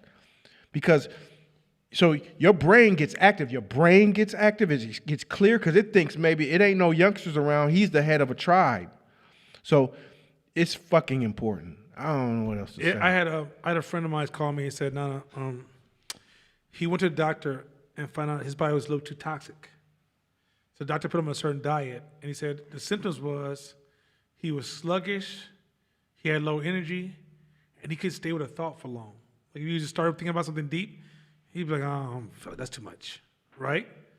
So he said he went on a diet, and all of a sudden he's like, damn, I had energy for like 10 hours a day, as opposed to like 4 hours a day. He said, all of a sudden I was able to read a book that was complex and stick with it, right? And I said, and so when he finished, I said, well, let me share something with you quick. I call this the fat woman problem. And the reason I call it fat woman problem because when I used to work in an office in corporate America, all the fat girls, all the women who went from 25 thick to fat girl 30s, had it was the same ritual over and over. I watched them all. It was all these pretty girls who was like banging, right? And they all would go on these fast diets and these chemicals and these fasting and these Atkins and drinking smoothies and bottles of waters, and they wasn't doing no physical work. They just want to do all this. Like, I want to just do these, get thin quick, put shit around your stomach, shocking you if you get too big, or you at home and you just want to shake your way to, go to this machine. I'm lost about 40 pounds just doing this last night. Like, please stop. Please stop. And so, this is real. I'm not even making this up. So the fat woman effect was, then they started getting illnesses, and then they started taking all these supplements, right? Then it became Whole Food or Trader Joe's or go straight to the farm and get the egg as soon as it comes out the chicken, whatever, right? They're doing every motherfucking thing to be just everything but the work. But they didn't realize that, yes, that works temporarily, but it's not a solution. This again, yes, it can work temporarily, but that's not a solution. Why is it a kid can eat a pack of cookies and they cool? You can't even tell they ate the pack of cookies last night. If there's a pack of cookies you hid and you forgot where you hid it, and your kid found out where you hid it and then hid that night, that next morning they show no evidence. You'll be like, you ate the motherfucking cookies, didn't you? You were like, hey, son, come here. And then maybe 2 weeks later, you'll be like, what do you eat those cookies? Like, remember that day? You'll be like, you look the same. Because this body, at a young age, your body is so optimized, it's designed to take in like stuff that's not good for it and process it and get rid of it. The older you get, your body starts to store that shit. You could also say your blood, the way your blood flow, I used to say that when I used to create imagination for it, imagine your blood is full of little fire engines and little ambulance. I never say that word. I say it so quick. Call the ambulance. Ambulance. Call the ambulance. Remember that? Right. But if your blood circulation is slow, every time there's a warning that the ambulance needs to get to, by the time it gets there, it's already dead. Or the fire engine is already dead. So you need a good blood circulation for your body to just heal itself and do all the things it's supposed to do. But every time your ambulance gets on the freeway or your fire engine gets on the freeway, there's traffic. Because your big ass sitting at the house. And it's just, you got that New York, LA, bumper to bumper, and then you wonder why, shit, all these complications, right? So what I told my friend was, I'm glad you feel better. But this is why it's important you work out. Because working out helps you think more aggressively. It allows you to stay with deeper, like, okay, there was this comment that says, this guy said to this one guy, he says, hey man, I rarely ever fail. And the guy said, well, go do something hard. Because if you do something hard, you have to fail. Right? Mm-hmm. Growth is hard. There ain't no easy way about it. Ain't no supplements. Growth is hard. Like, I don't give a fuck if you went to Cassandra and she tell you all the amazing stuff she eats to help her get through it. One thing that you will leave out the conversation is her getting up early in the morning and putting that work in. Growth is fucking hard. And it requires concentration. If you don't exercise, you lose concentration, you lose energy. Growth requires energy, a lot of fucking energy. Change is a high use of energy for a human being. Anytime you decide you want to change, you got to use a lot of energy to change. But if you ain't got that much to work with, guess what happens? You stay the same. So you literally got to work out to gain access to energy to change. You literally have to work out to gain the ability to focus. You literally have to work out to be here to enjoy the benefits of your work, of your labor. Go to the fucking gym. Get your ass in the gym. Man, cut go this to shit the out. fucking gym. Get your lazy ass. It don't matter where you and at. Stop going to these little punk ass gyms where you just lifting rubber bands and that's all you ever do. You better get your ass out there and move and breathe. Yeah, and if you don't have a gym to go to, say you don't have money to go to a gym right now, And let me say this. then just move your body for 20 minutes. Go chase the neighborhood cats and never catch them motherfuckers. Hey, this is no lie. Ask Shakira, this is no. She still brings this shit to me all the time. She's gonna tell all our kids this. You know, when Shakira first met me, I was like, "Babe, you're not working out enough. Let's go." So I said, "Okay, Tuesday night, meet me in this parking lot."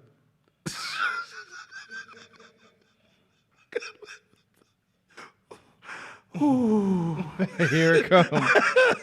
Oh, I don't know, because it makes me want to cry. So I pull up. She comes up to my car. I said, "All right, get behind me and push it." What? Oh, God. I had to push the car, the lift in the parking lot back and forth. I was like, "Come on, you got 4 more to go."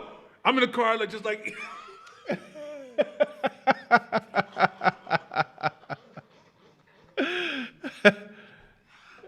Eating a cheeseburger.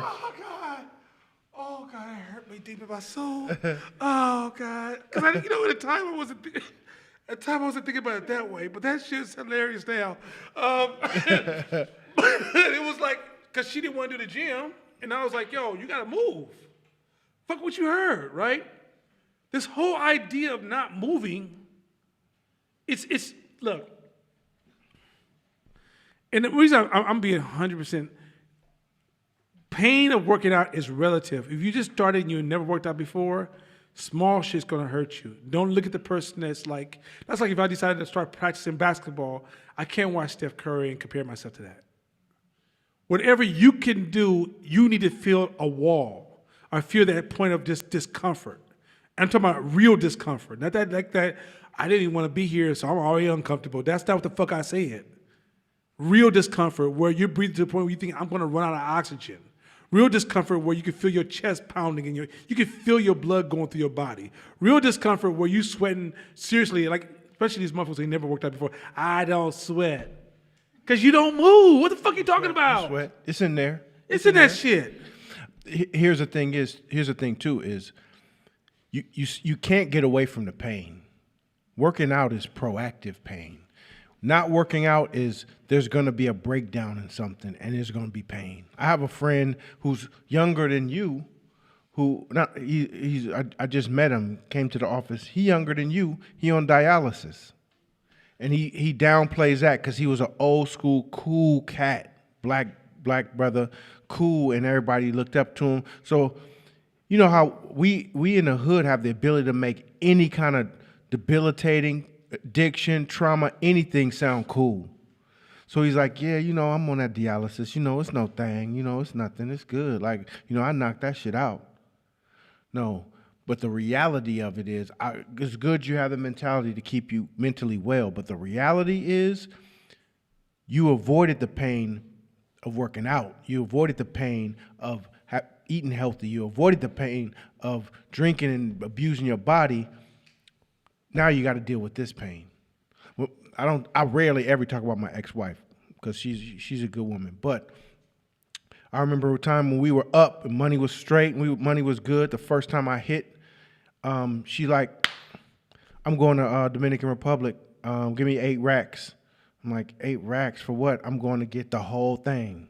I'm like, but you don't work out. She was allergic to working out, right?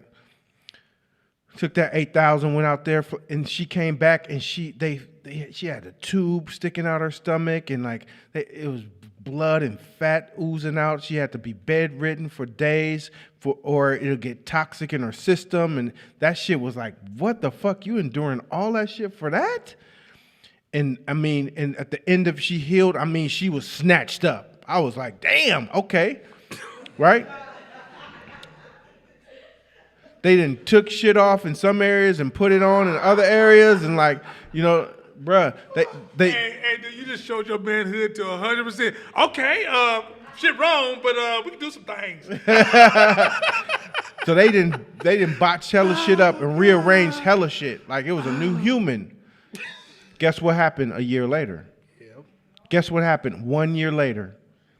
It was a bigger version of what was there before. It just was shaped different, but a bigger version, because that poisons your brain when you engage in some shit. Just like selling dope for me, it poisons your brain. You have to unlearn that shit. You really do, because if you can win that quickly, and everybody else, y'all stupid. You doing all that workout shit? Yeah, that's good for y'all, but like I'm smarter than y'all. And a year later, because your brain says, look at the results we getting and not having to work out. That means I can creep out a little bit more. And guess what? A year later, she was way bigger. And never dropped down. It just kept getting bigger.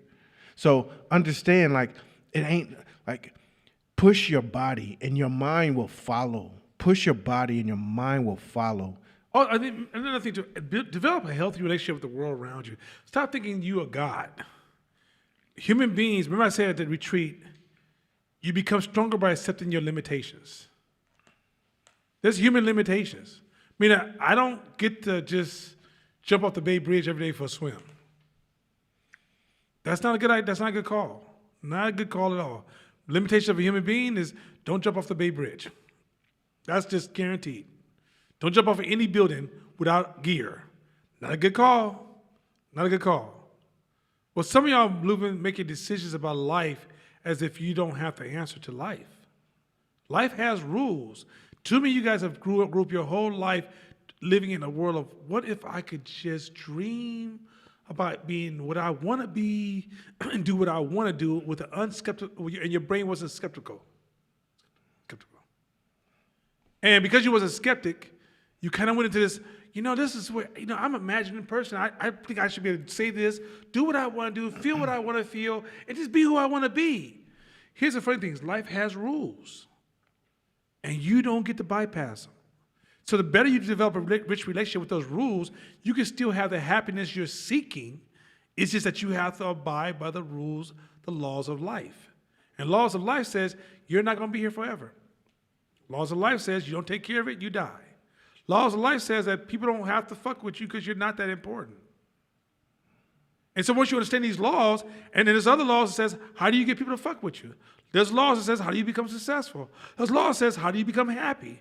The law says, how do you enjoy other people? Too many of you guys won't learn the law. You guys are acting like as if you're the first fucking generation born and trying to reinvent the law. You don't get to reinvent the law. So a lot of these principles I teach in this class, these are ancient rules and laws. I hear, like there's a song called Try Jesus, but don't try me, because I throw hands. And in one verse he says, turn on the cheek, but it doesn't sit right with me. It doesn't need to sit right with you. You need to figure out what's the science behind it, what's the logic behind it, what's the wisdom behind it. We're key. If you're an adult, you go, hey, why did they say that? What do we need to learn? What is that clue for that? Yeah. As opposed to, I don't like it. I don't want to. I ain't into that. If you don't grow the fuck up, next one. Some of these thoughts are positive and helpful. Others are negative and unhelpful. In either case, our inner voice is rarely neutral or dispassionate. I'm too slow at writing is the self-critical evaluation that can all too quickly follow. I'm a slow writer. Another, I'm slower than most other writers. Pause right there real quick. I want to show something. That's called the leaky faucet effect. So explain what the leaky faucet, because this is the leaky faucet effect kind of gives you to, because she's highlighting a point, right? How the brain can take a simple comment and it grows into an extreme comment, right? The leaky faucet effect says you have a leak in your pipes and you don't call a plumber, pause. I just had to because I know that's one of my old fight team. They gonna bring the jokes. You have to call the plumber, and the cost of repairing those pipes might be $300. But if you neglect that leak, it will continue to expand, and now you have cabinet damage. And that may cost you $1,000 or $2,000. But if you continue to let it go and it breaks, now you have floor damage, and you're anywhere between $10,000 to $50,000. Meaning that if you catch it when it's just a drip, this is what being unhooked is. You will have the ability to minimize damage and make it shrink the problem in your life. Too many of you guys will have a problem happen in your life, and you guys will automatically start to escalate it to a full-out fucking pipes being burst. This is when you go off. But if you can just catch it within that first certain amount of seconds or minutes, when it first hit, like, for example, there's an old statement that says, and once again, I have a podcast for some of this stuff. There's a statement that says, so if I insult you, Shakina, the worst thing you can do is respond. Because you just let me know I have power to hurt you, which it works. There's two ways to disarm somebody who insults you. Way number one, turn into a joke. It's disarming. Because I meant to hit you and you made it funny. Right? But what's even twice as more powerful and more impactful, don't respond. So let's say I say, Shakina, you ain't shit. And you just look at me and you keep talking. And you watch me long enough and you'll see me look at you like, you hear what I said? The fuck? So then I go, Shakina. You say, yes? You ain't shit. And you said, I heard you the first time. So anyway, Court, I was saying, do you know what that would do to the person who threw the insult? It's almost like you made his landmine blow up on him. Now, take that to racism. Black people are usually lazy. What? Ah! That's called control. I had a girlfriend, I told her one time, strangle by. I was taking the sister, and she always wanted to get in arguments. And I stopped her one day, I said, motherfucker, you trying to control me? Why you need to control me so much? She said, what do you mean? I am not trying to control you. I said, why you keep arguing? Your desire to argue with me is just to control me. These could have been questions you could have asked me a long fucking time ago, but you decide you want to try and make me upset. So I tell you what I'm going to do. I'm going to clip this cable of me arguing back with you because I can't give you that control anymore. I'm over it. That's where your power comes from. Now go back to what I said earlier about how our bubble psychology of how we got everything filtered to us so soft that now everything irritates us and I didn't feel safe, I didn't feel comfortable, you triggered me, you had me upset, I was so mad, blah, blah, your soft punk ass. You got to go out there and get some germs in your system.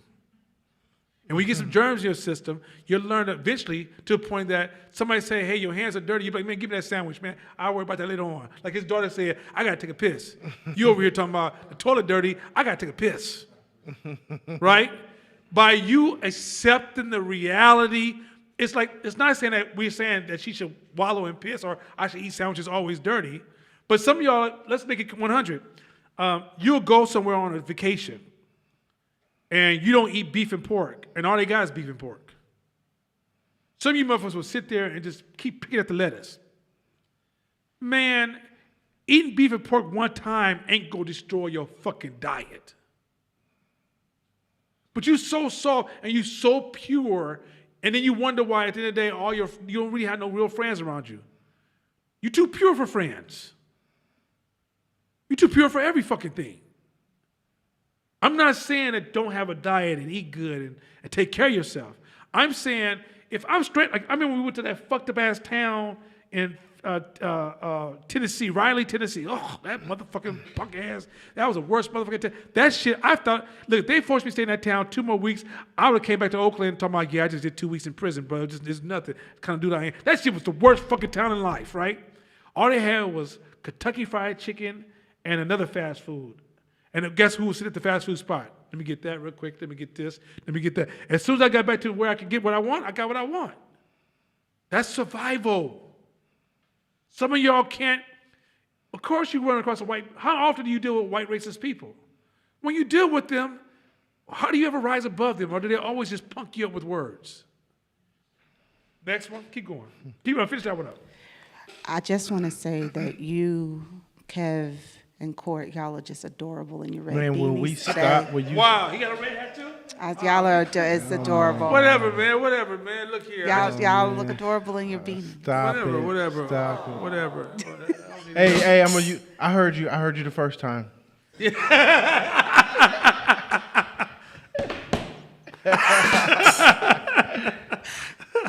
that was an insult. That was not. You want me to just start over or Just do the small writing. Go to it's too Okay. slow. I'm too slow at writing is a self-critical evaluation that can all too quickly follow I'm a slow writer. Another, I'm slower than most other writers, turns the fact-based thought into a comparison. I'm falling behind adds an element of anxiety. And then the damning judgment to sum it all up. I've been kidding myself about how much I can write before this deadline. Why can't I be honest with myself? I'm done for. Which is a long way from my fact-based starting point. I am sitting at my desk, slowly writing a book. That's how your brain works. That's okay. So okay, I want you guys to understand the basis of this class. I tried the method of just introducing strategy, but a strategy has no value if the person who's leading the strategy sucks. Let me say this again. I try to create a class on all kind of what to dos. There's no such thing as copy and pasting what to do. If I say, hey, me and Court started a business and we made $10 million doing A. You cannot take an exact copy of A and make $10 million. You have to adjust it to you. So you can take the strategy in its pureness, but then you're going to have to adjust it to your business. And you have to emotionally own the commanding of that strategy and accept the good and bad that goes along with that strategy, right? Mm-hmm. What I experienced was that black folks had a problem with the emotional ownership and the mental model of how to own strategy. So the reason Hope does not teach, which I throw a little bit of tactics and strategy in the class, but I'm not strategy heavy, is because that is not our challenge. Matter of fact, once you open up your mind and think different, you realize you've always heard the strategy, you just kept twisting what it meant. Like, for example, if the strategy was turn the other cheek, but everybody in your community is like, man, I wish a motherfucker would hit me in the face, then you understand, oh, that's why we poor. But I can tell you, I can say, hey, look, I know you poor. Just let somebody go out there and slap the fuck out of you real quick. Just go get slapped the fuck out of. You'd be like, nah, I'm not fucking with you, Nana. Right? And the person says, well, you know what? Tell you what, fuck that. No one deserves to hit you at all, girl, because you are a free black woman. No one should ever touch you. So you go home and you tell everybody, don't you raise your hand. And you do a campaign called My Face Matters. Right? This kind of shit right here, the psychology of what you need to do is counterintuitive. It doesn't feel natural to your mind, your poverty mindset. Your poverty mindset has things that make it feel good. And when you decide when you decide to go towards a life of prosperity of multiple levels, your mind, your culture, your household, your friends are designed to celebrate your mindset of poverty and keep you where you are. So I have to ask you to do something that you would not naturally do to achieve that goal. Well, to cross that bridge, so I can say, that's what's on the other side of the bridge. You can look over the bridge and see the destination where you're going, but you don't have the emotions to get over there. That's why this emotional intelligence shit, that's why I talk about beliefs, that's why I talk about ego, that's why I talk about trauma and depression. It's all business. Because strategies without the ownership and the emotional state of mind, you suck. Every basketball player knows the same plays, but only few will rise to the top because of their emotional state. You know, we talked about, with the ones who, at the retreat, we talked about how we operate from a carrot and a stick, right? The carrot and the stick. Pleasure and pain. The opportunity to receive pleasure or the avoidance or the fear of pain. You take that, and it's a scientific fact that the need to avoid pain, unfortunately, is stronger than the desire to gain pleasure. Right. So, Loss aversion. so in So then you translate that to your thoughts. Your brain is effective. It's an effective muscle. So it knows that to get you to do some shit, it's going to fire negative emotions more than it does positive. You're going to get some positive shit, but it's never neutral. And more than likely to get you to get up off your ass or to do something, it's going to throw some fear to the need to avoid pain at you. I ain't shit. That's what helps me motivate myself. Yeah, so that type of thinking, so that's why if you just let your brain float along on just in the river of your mind, it typically always floats down the waterfall into a crash, right? You gotta steer it. You gotta steer it and keep it afloat where you want it to go. Because if you are just in your natural state, it'll just lily pad onto another slightly more negative thought, to another slightly more negative thought, to another slightly more negative thought, and now you fucked. Or this shit is horrible, or life is over. And it was just something that, it was just but the true facts of the matter is just something basic. Yeah. Next one. The hook is usually a situation you encounter in your day-to-day life. It might be a tough conversation with your boss, an interaction with a relative that you've been dreading, an upcoming presentation, a discussion with your significant other about money, a child's disappointing report card, or maybe just ordinary rush hour traffic. Then there is your autopilot response to that situation. You might say something sarcastic, or shut down and avoid your feelings, or procrastinate, or walk away, or brood, or pitch a screaming fit. So I just want to jump in and talk about earlier the conversation that you had about the sensitivity of us humans, right? If our hooks were visual, in the 70s, people walking around and just counting their hooks to now, the amount of hooks that people walk around with is fucking incredible. From the gender neutrality shit to transgender shit to Black Lives Matter to Asian Lives Matter to police to Democrat to Republican to liberal to police. Like, there's so many ways to hook a human in today's time that it's almost funny. Like if you think about the word hook and you personally, anytime you have a hook around you, that means a fisherman can reel you in. Any hook you have, a fisherman with a lure that fits that hook can reel you in. How many hooks you want on you?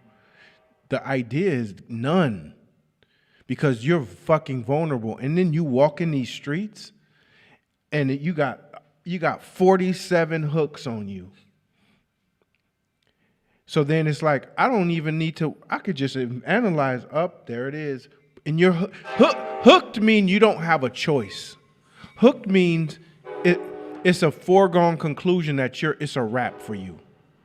If I say nigger, or I like Donald Trump, or nappy-headed hoe, whatever, and I got you, you can be reeled every single time. To be emotionally agile means, I got tools for that. Even you may feel the feeling, I got tools for it. That's what makes you, that's how you play the long game. I thought I was an entrepreneur. I really did. I was a baby entrepreneur. I was a hustler. True entrepreneurship is anybody can get in front of me, and I'm still not there yet. I'm working on it. Anybody can get in front of me, and for the sake of the greater good of the business, I can still show up and perform. Don't mean I gotta go in the bathroom and say, fuck this motherfucker, punch a wall, whatever, or in the moment, I feel the heat, but on the surface, I can still perform. That's true entrepreneurship, because you're putting the greater good of the business in front of you. You tripping on like emotional shit, you a baby. Next one. When you It's not on the train track. Okay, so go ahead, right? When you automatically respond in whatever unhelpful way you do, you're hooked. The result is just as predictable as the word lamb that popped up into your head after Mary had a little. The bait hook is dangling right there in front of you, and you snap at it without a moment's hesitation. So, for those who don't really get this phrase hooked, is when something happens to you that you almost have an automatic response. You may justify it or think about a process on the back end, but like if you sitting here and you talk to somebody says something, you like, what you said to me? That instant things that can just set you off if somebody don't do what you expect. If somebody does this and you disagree, if you, like for example, so there's a rule that says, we taught this in class one day. We said, stop worrying about shit you can't control. Don't worry about shit you can't control. That's a rule. I don't control thunder and rain. I ain't worried about that shit. They say, I remember I saw this article, the world will end in 10,000 years. Why'd you tell me that shit? I ain't got shit to do with me. If you told me, Nana, everything you doing right now, about to get shit fucked up. Okay. Hey, Nana, last week, 2 Asian people were in the alley and shot each other. Why'd you tell me that shit? Hey, Nana, police in New York hurt this black dude. What role am I supposed to play in that? What I'm saying is that there's so many things that happen around us that's fair and unfair. Some of us are really in Florida still mourning Trayvon Martin, but forgot that we lost 200 or 300 people in your own city to silly violence that you could have had something to do with. But instead, you couldn't wait to find a camera or get on social media and keep writing articles pointing out what's wrong with the world. Amen, brother. Because you hooked. You hooked. You know you hooked if your kid is not doing good at school. You know, man shit. When you have a child, how the fuck you go to so many parties? That's a man question. How are you at all the festivals without the baby? How is it? I can see you at all get-togethers. How you drink every week? Yeah. Why do you buy so much weed? Don't you got motherfucking kids? It's your boy. How you play Madden all motherfucking day? Y'all with me for a minute? Yes, sir. Right? But let me talk about hooked in that space. You meet somebody. For my shy folks, you become a Chicago stepper. Right? And you so hooked to the pleasure of the engagement, your baby needs attention. The same kid that when they get 15 is going to be a thorn in your side because now you're a little bit smarter and they really fucked up because you neglected them. Yeah, You hooked. You hooked because the boyfriend you argue with got you where you a fucked up parent now. You hooked because you gossiping on the phone and your kid's like, Mama, when food gonna be ready? Bruh. This is shit when you get into these automatic modes and you don't step back from your life and go, what am I supposed to be doing right now? And it's a sad day. This is the difference between a man and a guy, a woman and a gal. I don't know, I'm just using gal for just to fill in, because it sounds like it rhymes. Is you're waiting for somebody to tell you what you're supposed to do. If the world don't tell you what to do, then you don't do nothing. Nothing. There's a space between stimulus and response. There's a space between stimulus and response. The wider the space, the more unhooked you are. The wider the space, the more unhooked you are. So the goal between stimulus and response in everything, every interaction, all the situations, is to work on widening your space. That's what they say meditation is good for that. Taking a basic deep breath is good for that. Exercise. Exercise Does that voice? is good for that. Your lazy ass. Asking questions is good for that. The goal is to widen the space. The trauma that we've experienced in life has shortened the hook, has shortened the distance for our protection in our minds. But as we're adults, that's the story we tell. Ain't no shootouts. Ain't no shit. The probability of any of the shit that traumatized us of happening now is in a 0.0001 percentile. So that's why it's to our advantage from even a statistical perspective to widen the space. Let's say this real quick. I'm gonna go back one more time because I know y'all be trying to like not listen to this part. This is when you get on Facebook. Self-discipline, which is exercising. Like I said, self-discipline is control of your life. So if you can't engage in daily discipline, then who's controlling you? I'm telling you, this is anti-pimp shit. Anti-pimp shit. If you can't control, if you're not investing in yourself, then ask yourself, what is controlling you? Hey, and the reason why that's so important for you as an entrepreneur is because you ain't got no boss. None. You can't. You the boss. You can't sneak out. You can't. There's nobody hovering over you to make sure that you're doing your job, doing your shit. So that's why self-discipline is so important, and you got to practice self-discipline constantly for the sake of your business. Because when I was an employee, I worked around the rules and confines of my boss. I know I can be 15 minutes late-ish. I know I can manipulate him by doing this. I know I can do this. It all worked around the powers that be. But if you're an entrepreneur, you are those powers. So if you don't have discipline, not only are you leaking, but you're setting that precedence for anybody who's working for you. Like the example that I gave a couple weeks ago about my employee, he was just losing it, adamant about making sure that his stuff was, at our particular standard.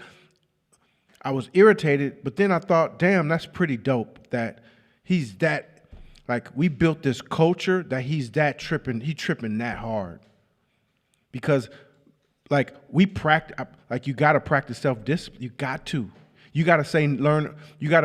say no to yourself sometimes when you don't even have to, just for practice. I know I do, because I'm a slippery slope kind of guy. I just am. I'm a slippery slope kind of guy, and I've done so much fuckery in my life that it's looming around me. It ain't like it's gone forever. So I create a very high standard of self-discipline for myself that I don't do shit that I know I don't even have to do. But I know that if I fuck up and fall, I fall from such a high place, I got room to catch myself. It's just over time learning. That's for the sake of my business too. You gotta be that person, and you chose this life. It's just the truth. It comes with that responsibility, and if not, then you playing a short game. Let's do it. Getting yourself hooked begins when you accept thoughts as facts. Oh.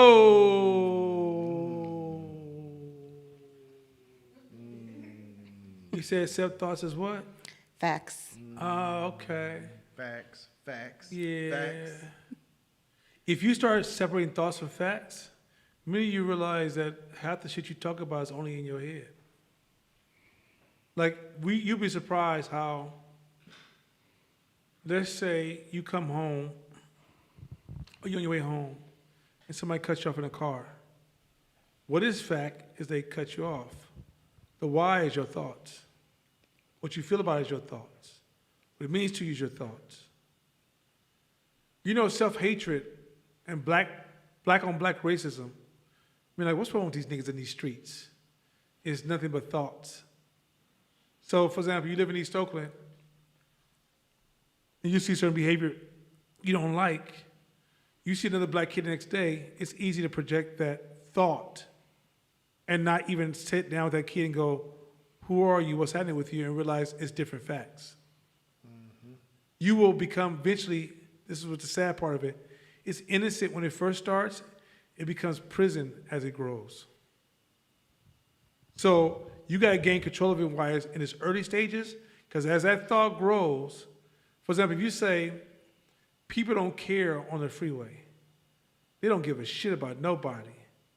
These people out here, they just hella self-centered and they all for themselves. They don't give a fuck about my life, nobody else's life. That's a thought. But now, 10 years later, you won't get on the freeway.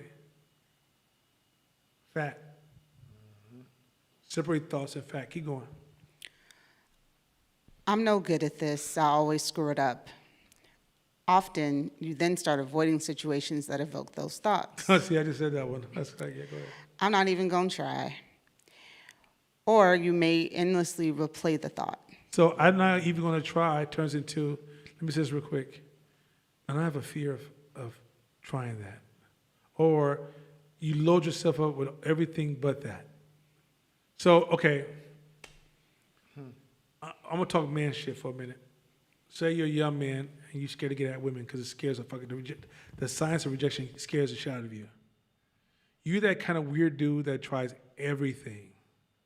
You almost have a science of how to get women. You'll turn this shit into, like, if I walk to your house, it looks like you mapping out a crime scene.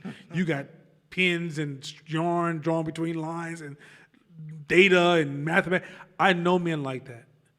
And at the end of the day, just go fucking say hi.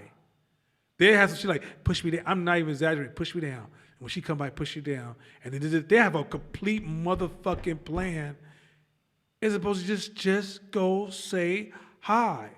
Well, I see the same thing in business. I ask a person in business plan, hey, why'd you do this way? Well, because blah, blah, blah, blah, blah, woo, woo, wah, wah. They got 1,000 issues and 1,000 ideas and all this mathematical complexity, science of deep, insightful research that none of you can relate to because you're not me. But it comes down to you just scared to walk through the motherfucking door and ask for some money. Keep it 100. So in the end, you're going to keep talking about years. Well, what if I change the color of the red to purple? Right, Maybe purple right. or pink. No, Maybe I should make it a circle, not a square. Now, what do you think? The first thing I always ask people, this is how I end that conversation. How many of you sold? None? Then take that hanger and that motherfucking piece of tape and go sell some shit. That's real. That's how it works. That's real. But that's that thought becoming a fact. And now you're trying to work around your own mental facts that got nothing to do with life itself. I mean, that's the equivalent of doing the shaker weight and doing this and buying these things and trying this weird shit and eating this weird shit and not doing the core shit and going to the gym and moving your body for 20 minutes. That, like, same thing with entrepreneurship. People will go to these seminar, that seminar, this seminar, read this book, that book, the other book, find this, pay for this fucking thing, have this mentor, have this fucking guru that they personally get taught by, but not do the fucking work. Not try to sell the thing, not go after the thing and put their product in front of a human to purchase it. It can exacerbate itself over time. That fear can multiply, and just like you said, that shit is so funny. Like, people can become experts at, like, if their life looked like a pattern and like the core of the thing was in the middle, it'd just be a frenzy all the way around, and the middle would just be clean and empty. Like, we have to step into our fear, because those are bullshit stories that we have. I knew this dude when I was in music. This dude could rap amazing and he sing amazing, and he could do reggae style if you want. He had all these crazy styles, and he had a major record label deal when he was a teenager because he was like a prodigy, that talented. And the deal ended up going bad. And in his late 20s, he was in the studio making songs every day and never put out an album. Never. And still haven't. Like, he got a motherfucking vault of probably hundreds, maybe thousands of amazing music.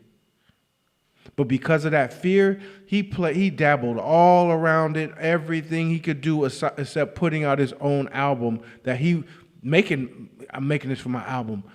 This song's for my album. Well, when is it coming out? Because he's so afraid of rejection. of the pain for what happened. He got hooked, and now he's going to do everything but do that. This is what we're trying to say with emotional agility is that's just your story, and it's false. Once you create a new story, be like, damn, is this true? Like, what's the worst that can happen in this situation? The same shit that's happening now? Hey, man, I'm going to say something. Once again, all the folks that ain't cancel me yet are the ones with the mental filters. Hey, get ready to hit the off button. If you drink a lot of alcohol or you smoke a lot of weed, you're in this category.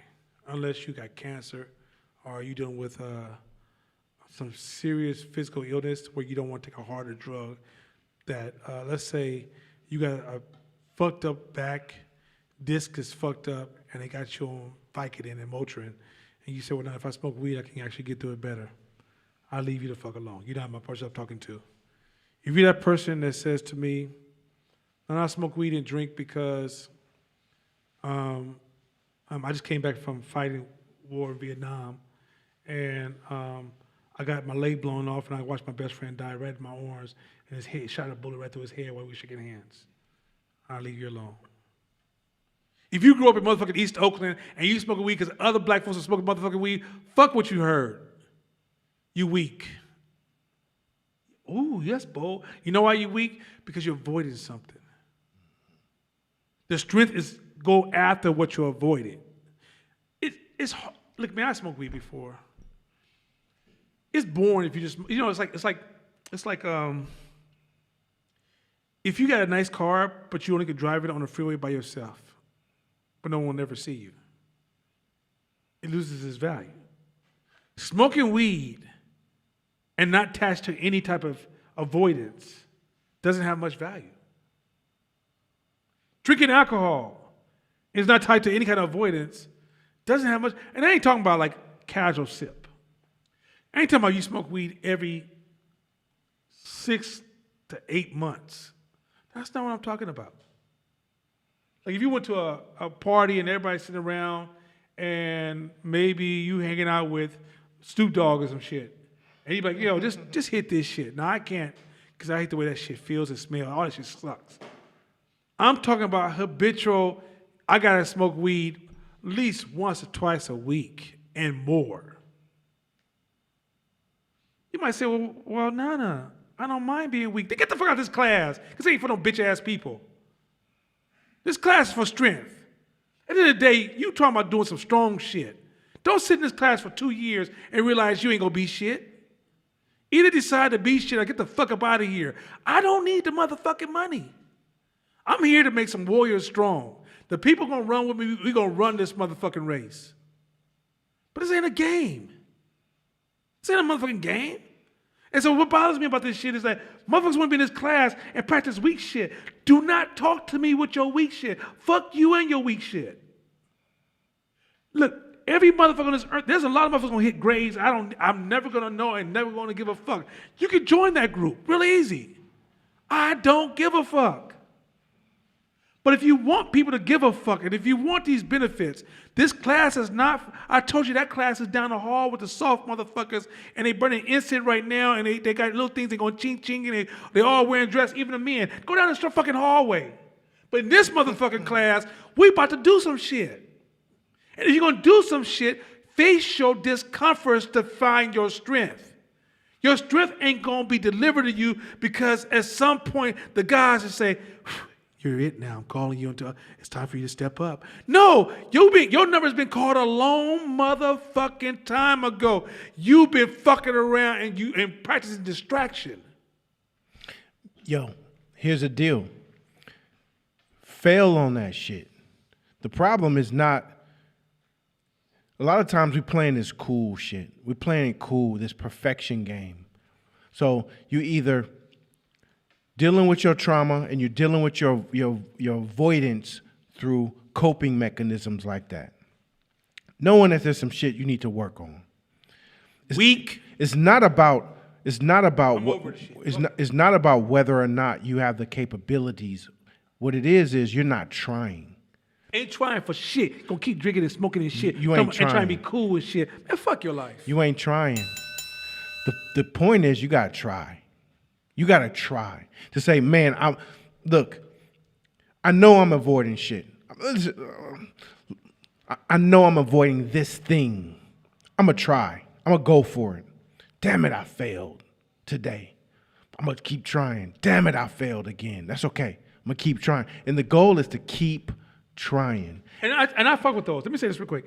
If you develop addiction, like you start fucking with some shit, and now you're addicted to it, I'm cool with that, right? That's different. If you're addicted, I need you to start fighting. It's just about Just fighting. start fighting, right? That's all I care Addiction, about. and like fighting. you addicted to alcohol. Alcohol is a cold. Alcohol is a high level hard. It's like it's in that category. Sugar. Some shit just hard to break. I'm with you, but imagine if you training your partner says, "Man, Corey, I really want to lose weight, man." You say, "Okay, dude." You come over his house, and he got like, and he says, "You go, man. You know, I looked at your weight. We looked at your blood. Do you eat how much? You eating hella sugar?" You're like, "Okay, man. No, Corey, I really want to lose weight. Plus, I found I'm diabetic. I'm tired of being broke. I'm tired of everything. I mean, I'm tired of my health conditions. I'm tired. My woman just left me. My fucking dog walked out the other day. He said, you eat all. You just nobody wants to be with me, right?"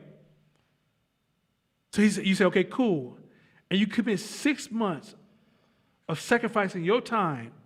Which I know you wouldn't do that because that wouldn't make no fucking sense. But just say you did. And you showed up every morning. You're not even a morning person. You sleep 7 hours, get up, let's go train. And you realize in 6 months, hey, your weight ain't went nowhere.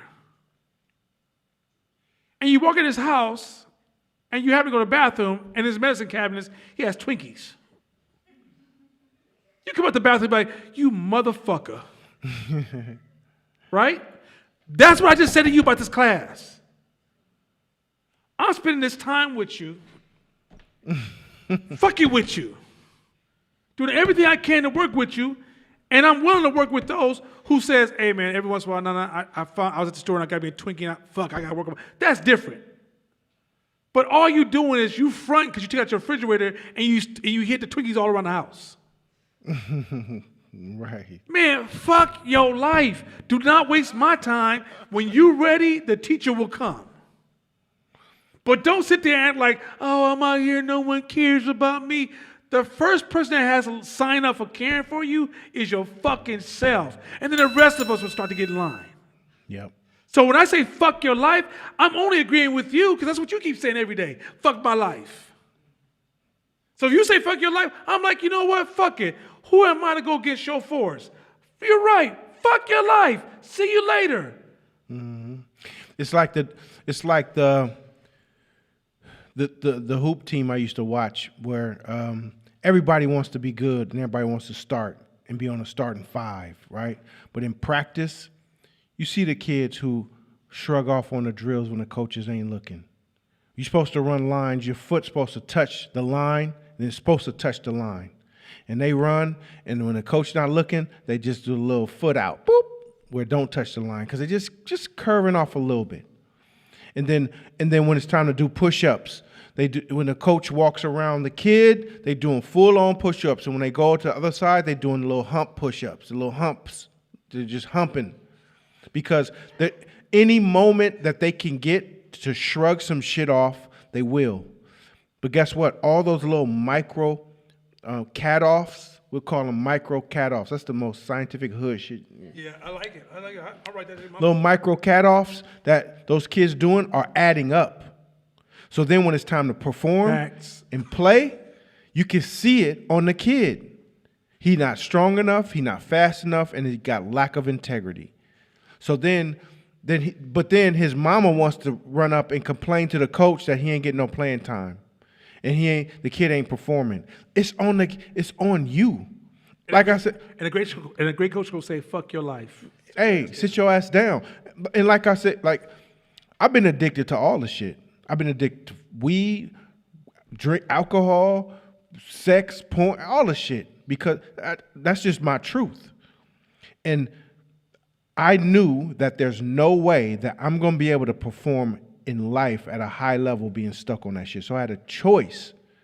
Either keep doing what I'm doing and it feels good and I can survive and I can cope and I can function and live a mediocre ass life, or I could sacrifice this shit and live better and contribute more and blow the fuck up. So I was willing to sacrifice.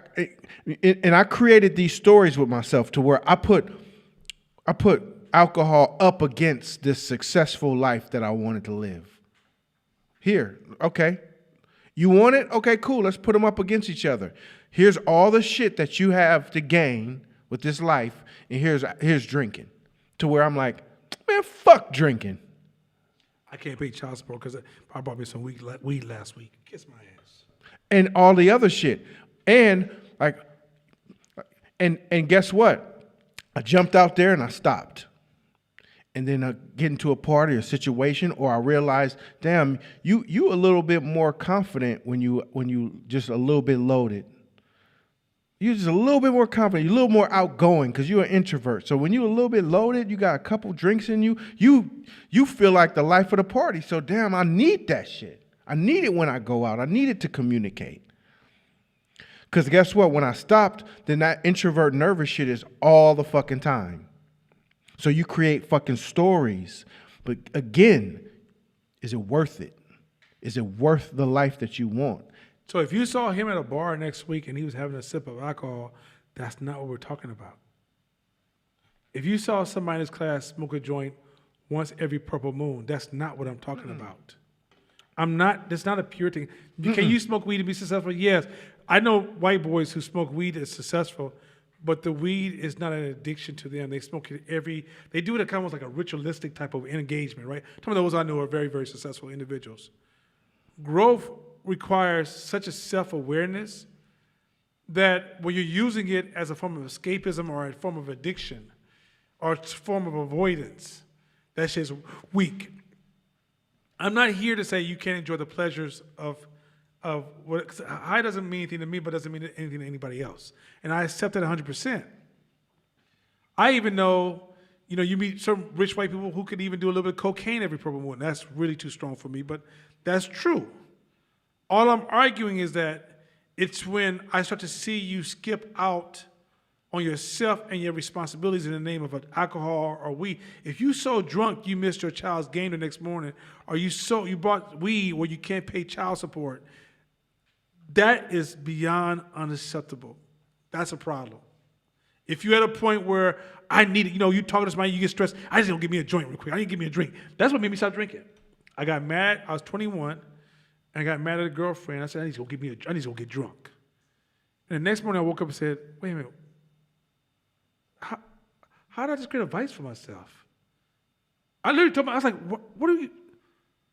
That's not who you are.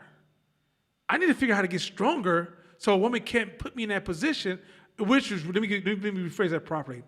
I need to become stronger so I don't put myself in that position. Mm-hmm. And I had to find who I needed to be and grow that part of myself that I'm proud of today. So let's go back and say, so he's saying, damn, I'm weak. I need to get strong. And I can't get strong with this crutch. That's all. And it's okay to admit that you're weak in this moment. Damn, when I work out, I feel like, man, I can't really lift to my full potential because my bicep is weak. That means I got to work my bicep out. That's all it means. It ain't nothing wrong with you. The world ain't going to end. It's just you never worked the muscle out. So if you spend energy and time and focus on that muscle, then now you strengthen it. And we're saying, yeah, motherfucker, we weak. So you're weak in some shit. All of us. I'm still weak in some shit. Still weak in some shit. Try me. I mean, you know what's dope? About one of the analogies. When the year before Michael Jordan won his first ring, right? He was just balling, bananas, just incredible, acrobatic. But with the Detroit Pistons, fuck that shit. Knock his ass to the ground every time. Knock his ass to the ground every time. You can be no more skilled. You couldn't be no more skilled. But the physicalities of the game when playing against the Detroit Pistons was another level. So Michael Jordan said, you know what? It's not skill. I'm weak. I need to be able to get hit and still make the shot. I need to be able to get clobbered over the head and still make the shot. So He spent that summer, instead of working on more skill and being more fancier and jumping higher, getting stronger, buffing out. So now if I'm in the air, I'm not moving. I still got equilibrium to make that shot. And that's what this shit is if we masking our pains and traumas with coping mechanisms like that, then in business, when you get punched in the stomach, and that shit will happen all the fucking time, then at least once a month. you're going to disappear out. You're going to fall out. You're going to disappear. You're going to go in the cave because you can't cope. You can't cope. And entrepreneurship is too fast paced. And people are going to gun for you unconsciously, not because they will gun for you because the way you position. When you position yourself in the world to be a leader, there are some people that are going to applaud you, and there's a lot of people going to gun for you, and the competition is going to come after you. So if you're triggered and hooked, you won't mostly be able to hold your position for long. This is why a lot of people win money through lottery and stuff like this. And they don't get, okay, so remember I said earlier, if you expect somebody to give you something that makes you weak, let me show you, let's reverse that concept. No, I'm good. Let's reverse that concept. Josh, that was the worst timing. Let's reverse that. I'm in the middle concept. You're like, fuck is that? Even it, but it's in my visual. Yeah, Jesus Christ. Anyway, okay, let me reverse that real quick. Let's talk about the lottery winners. So I'm gonna use Shakina again. You know I like to use her because she's small and I'm still tall enough to hold her off. But so yeah, I got a couple of years left. After a while, I'll be like, Shakina's amazing. I don't know what you're talking about. She's amazing.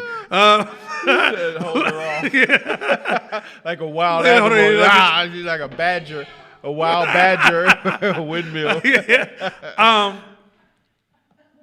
We often tell stories of how she's a different person.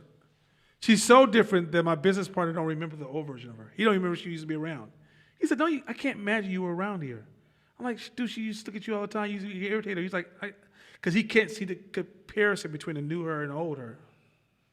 I've seen her hit some monumental spaces in the last 2 years in her life. And I've seen her take more ownership, and I've seen her grow and become stronger.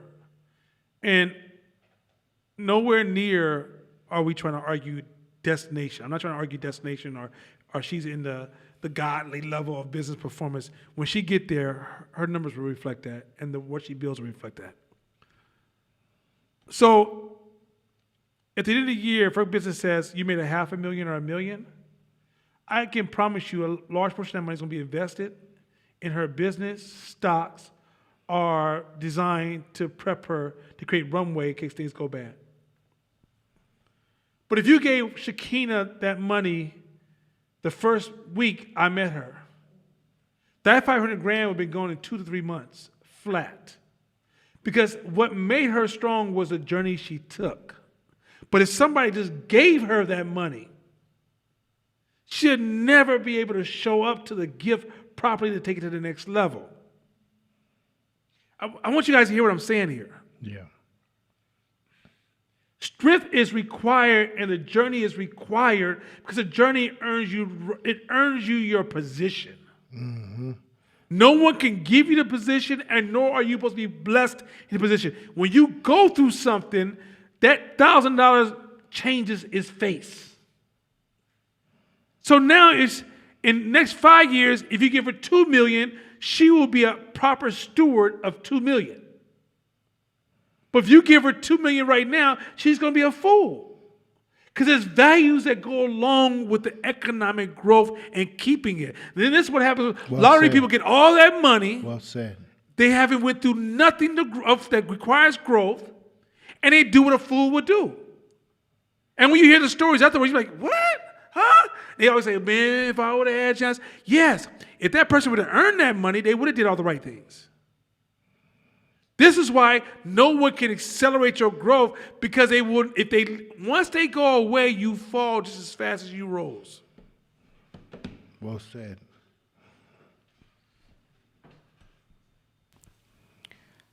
The last time I tried, it was so humiliating. Sometimes, perhaps following the well-meaning advice of a friend or a family member, you attempt to will these thoughts away. I shouldn't have thought like this. It's counterproductive. Or, soldiering on, you force yourself to do what you dread, even when it's the hook. So this is kind of like a reverse, and this is dope. I don't remember seeing this line. What they're saying is that sometimes you take this class, and you turn the class into start to weaponize and beating yourself up, and then you start forcing yourself to do shit, live by these values that you don't own, and you're really doing them in a damaged way, but you're still hooked.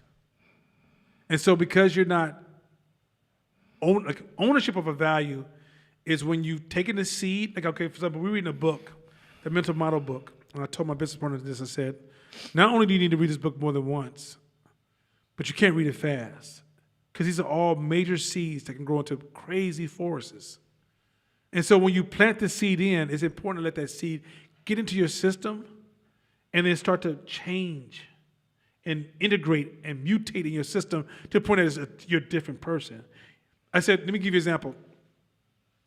I've learned principles in marketing in my early stages where, hey, Nana, this is a drill. So only time I use it, there's a hole or there's a screw. That's the only time I use this drill. And if somebody comes along and goes, oh, by the way, you can put a brush on the end. Oh, by the way, it's a rotational tool. Oh, by the way, it could be a paperweight. Oh, by the way, and before you know it, the drill becomes this huge transformational tool that completely changes my life.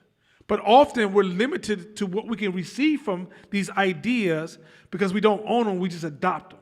And when we adopt them, we become hooked and we guilt ourselves and we be to the point that we become more damaged than we were before we knew anything at all.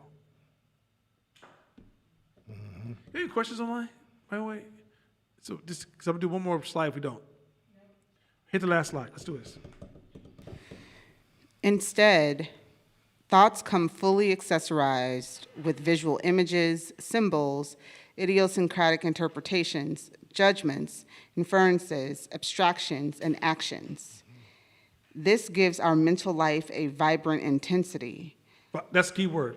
It gives your mental life a vibrant, that's what social media is to your brain. Is a vibrant intensity. So in a sense, you online, okay. Smoke a mental joint to this. What the fuck is likes? Likes. What the fuck is likes? Okay, Lights like those? like Facebook likes. Like Oh, Yep. likes. Yeah. Likes. You ain't high Got enough. it. Take another puff. Sorry, Take another okay. puff. Take another puff. Okay, okay. Okay, you with me? All right. Okay. Puff up fast. Anyway, likes. What the fuck is likes? Okay, let me help you out with. Let me show you real world shit. This is real world shit. So if I'm talking to you right now, say I'm a white boy from Walnut Creek, and you're a black girl from East Oakland, and I say, hey, you know what you need to do with your life? You automatically say, we're not playing the same game. What are you talking about? How could you? Why should I sit here and listen to you? I'm out. So you get all these likes on Facebook, and you don't even know what games they're playing. They're illusions. No one's playing the same game you're playing. So you say, hey, look at me, I'm doing this cool shit, and you get 500 likes. You don't know what game they're playing. Even if they were playing your game or not playing your game, how do you know? They're not anchored in anything. The only person that gets high off of it is you. Because it's make-believe. I can like it for multiple zillions of reasons. Doesn't mean I buy a product. At all. Doesn't mean I even like you. Doesn't even mean I will speak to you if you would be the only person on the street and I'd be the only person on the street. I want you to understand how cold this is. So some of y'all get so motherfucking bold. Hey, everybody, I'm about to leave my job, step out on faith, jump and let my wings soar, and start my own business. I'm going to sell a cake throwing company. We're going to throw cakes for a living, and I'm selling tickets to throw cakes at a rock. Yeah. Like. You go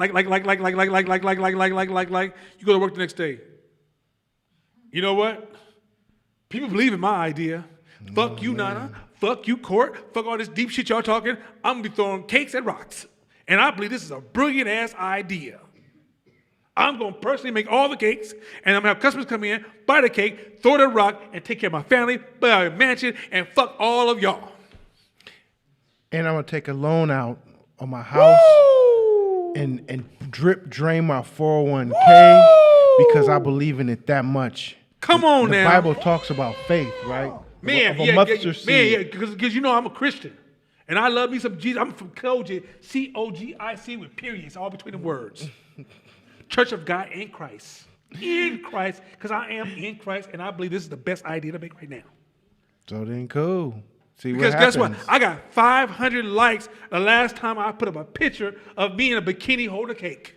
Everybody know what the fuck I'm talking about. They know where I'm going with this shit. It was the other kind of cake, not the cake you was holding. No, Court. No. You too motherfucking deep in all that shit. That's because you in that kind of business. I'm in this business. Strippers don't think, and they get money. Okay. I promise you, y'all think we playing with this shit. I'm telling jokes, but this is a combination of shit I've heard. The illusion, there's so many illusions in life. This is what you learn quickly in business. It's cool playing with monopoly money. You can make all the guess, shift all the energy. But see, in business, every decision costs money. Yes, sir. In business, every decision, if you tell an employee, go to the store, go get this, go give me some tape and hangers, because I'm gonna start this new idea, that costs you some money. Yeah. But when you are banking your decisions on a make-believe world and spending real money, that's a recipe for going broke. And so you need to understand the intensity of the world. You watching television, like if you sat down tomorrow and ask yourself how many thoughts you think you got from television and social media, some of y'all are gonna be dumb as fuck if you remove those ideas. I mean, I'm talking about this slob drilling out your mouth and you don't forget what language you speak. Because why? You're echoing these ideas as based upon a make-believe world. And likes, let me tell you the power of likes. Likes is a form of social proofing. Your brain says, I don't have time to figure everything out. And I hate uncertainty. I fucking hate uncertainty. And if I see everybody liking it, well, I ain't got time to think about it. I'm gonna accept that. That's good. That gives me a sense of certainty. I won't even question. I'm not gonna even read a book. I don't even drill you, be like, well, how do you know that? Right? How can I prove that? You'll say, oh, that made me feel good just to feel like I made a decision and I'm no longer in uncertainty. So I'm gonna accept the certainty of all these lights. I'm not sure what decision I want to make with my life. I'm not sure if this is a good product. I'm not sure what path to take. This is all a path of uncertainty. So I went online and told everybody what I'm going to do, and they liked it. So that gives me a sense of certainty. So I'm going to do that now. And I'm not going to think. Because I'm going to trust. Because as human beings, we didn't get here on our own thoughts and understanding. We got here by trust. And so likes become this invisible line of deception. Fuck a like. Fuck a like to the highest of fuck a like. There's proof that the market doesn't trust any product that has 5.0 approval because you're probably running a bot. The brain only accepts something that has 4.2 to 4.7 because you can't please everybody. Everybody like your shit? Everybody like your shit? Every year, there's at least 30 people who will not fuck with Nana. Won't fuck with Court. And that's cool. Yeah. Because that's life itself. But in the real world, everybody don't fuck with you. If you got something to say, you got to look at that person in their face and say it. Or that person know who the fuck you are. But now you can go on and say, I want to counsel Court and never look at Court in his fucking eyes with your bitch ass. Why you smoke weed at your punk ass house?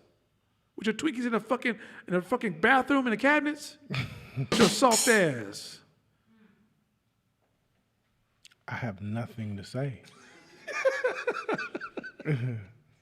Finish this one off real quick.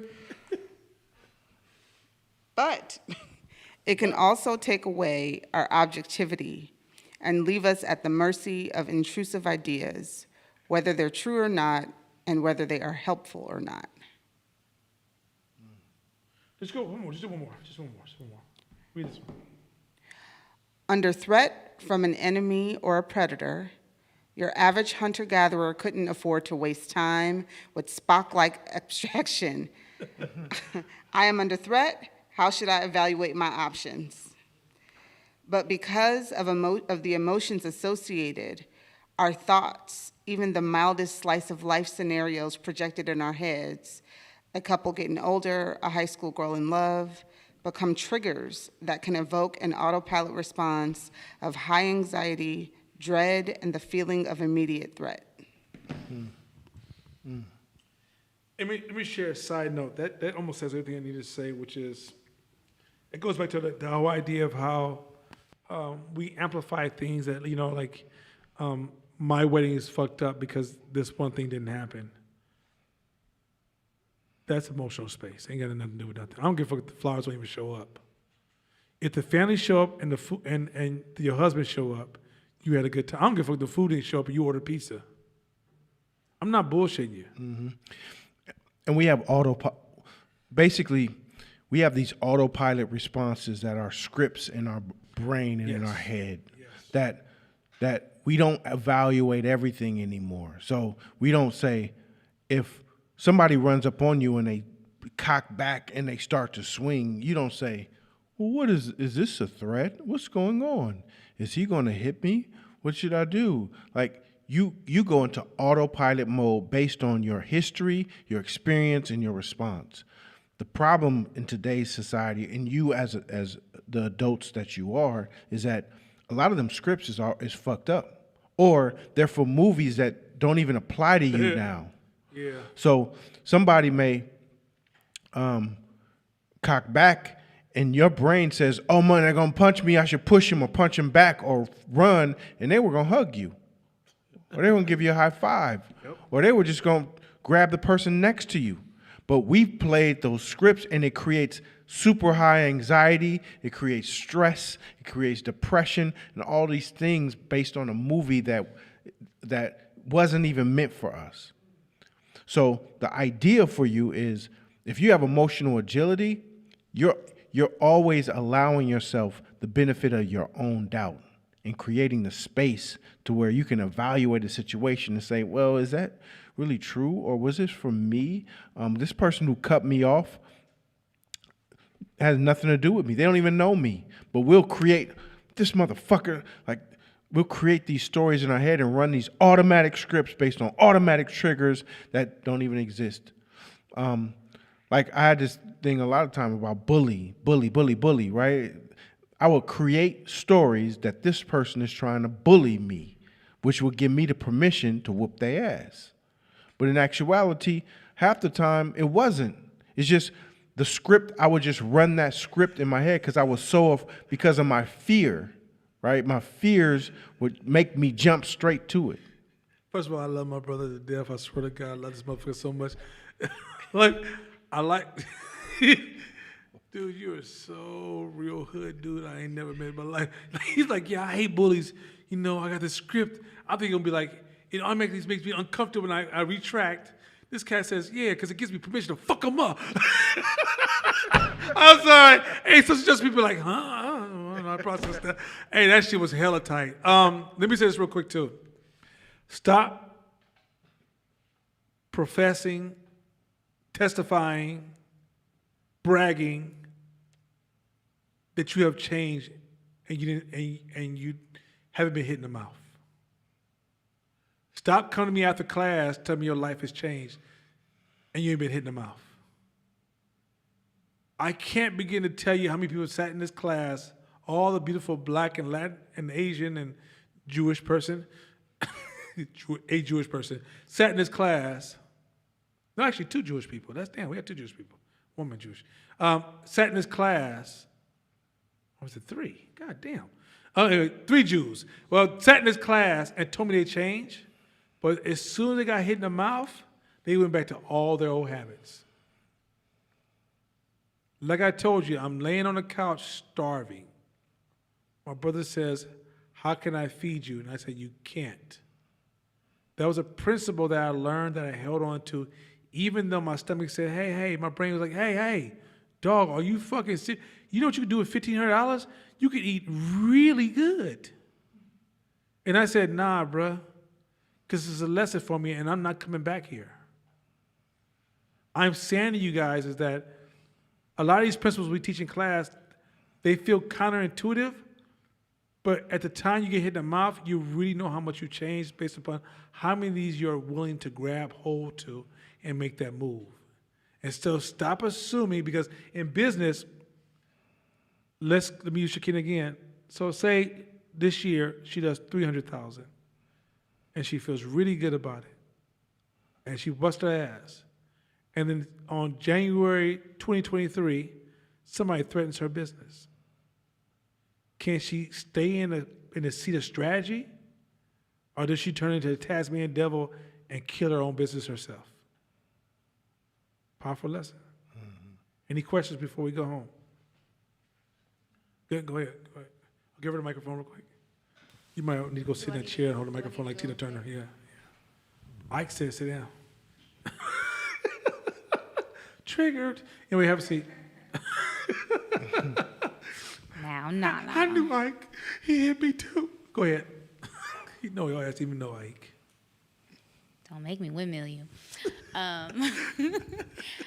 So my question goes back to how you started the class. It was hell funny. As I was listening to it, I had to keep removing all my cognitive distortions. I was like, let it go, let it go, let it go. But question for building. So you were saying that it's not like you're weak if you're looking or expecting some like help, right? Is it the same when you, okay, I'm really trying to get away from this, but I haven't built up the communication skills to like ask questions without telling stories. So I know I tell stories and I'm sorry, but I don't know how to do it without it yet. I'm moving my business. I've cleared a certain amount of money that like I can easily tap into, but I don't want to liquidate my resources to move to a bigger space, because then that ties up my ability to make moves in the future. Does it make me weak if I seek funding for like accelerators or grants or things of that nature to move my business to a greater level? Should I use the money that I have access to that I've earned, or does it make me weak to go after and ask for other resources? This is gonna be a complex answer. Okay. A hard answer, I'll give you the hard answer and I'll give you a strategic answer. They're very different. Okay. The answer is yes, you are weak. Okay. Because if you weren't weak, you wouldn't be looking for money. That's a hard answer. If you had to assess where am I in business, you won't get beside yourself. You're like, damn, I needed to find grants to move over here, and that lets me know where I am. And it doesn't mean that you shouldn't go for grants. Also, if you're depending on grants and you just get in there, but then you don't have enough money to keep it going for all the hidden repairs, let's say the hidden repairs is 60 grand. And that's not something that you took into consideration. And you can't bypass, because sometimes you can just, you can stretch that 60 grand out in some cases, but just say you can't. Then yes, you are weak. But does that mean that if you went for business grants to help the process out and to keep money in your pocket, but if they can't help you, you still can do it on your own, then that's cool. That's the way you want to, that's the position you want to be in. If we're talking about the grant game. Mm-hmm. But if you're like, I'm going to move over here, and if I don't get grants, I can't go, you're extremely fragile, extremely weak, and easily to be compromised. Because depending on how close I can get you to the finish line, if I get you where there's just one more step, I can ask you for anything and you're compromised. Mm-hmm. I can say 25% interest, and you're bringing, like, that's what credit cards do to people. If you really want something really, really bad, get you that final line and go, but you can't use your credit card, and you're suicidal, right? Like, I don't know about y'all, but I never get department store credit cards. I don't know anybody, you went to department, are you fucking 20, what? What? I'm not giving you extra money to buy this t-shirt. Well, if you paid off, but what if my attention span is, what if I'm busy, I forget? I don't want to pay $40 for a $20 shirt. Or $75 for a $20 shirt, right? what I'm suggesting to you is that, yes, you are weak. But does that mean that you need to we just read it in the hook statement. Does that mean that now you hook yourself and say, well, I just need to go spend this? No. If you can get money, other sources, or get a loan, write it out. Go for that path. But don't confuse the two, right? Because even when you play in a loan game, you're weak until you're strong enough for, or now you can't change the loan game because, for example, we talked about this on a retreat. If you have $10 million in stocks, don't you put out that $10 million. You take a loan on that money, right? Because you have to pay interest. And what that does is it allows you to keep more money in your pocket. So you can use things like, or you can use other things as a tool. But if you depend on it and you can't function any other way, okay, let's say you're a nonprofit. I know so many almost $1 billion nonprofits where almost everybody in the company is weak, including the CEO. They're weak as fuck. If I sat at the table, they sat right here at the table, I would just destroy them in strategies and theories. You would think, what do they work at McDonald's? It's because they receive all this money through grants. They don't get a chance to sharpen their swords. And I'm out here like getting people to open up their pockets and give me a part of their budget. That means I'm used to killing people and you're used to playing flag football. So it's not an insult. It's just that you got to be very clear because then you understand where you got to go. Yeah. But if you're not clear, and then I see this with a lot of black people, they start thinking they hella tight because somebody gave them money. Like you see it right now with the COVID, all this COVID money out here. You're like, oh, I got this much money from woo, woo, woo, woo, woo. No, I'm about to do this, the other. And I'm looking at this person as clear as they can, thinking, this person's hella weak. Oh my God.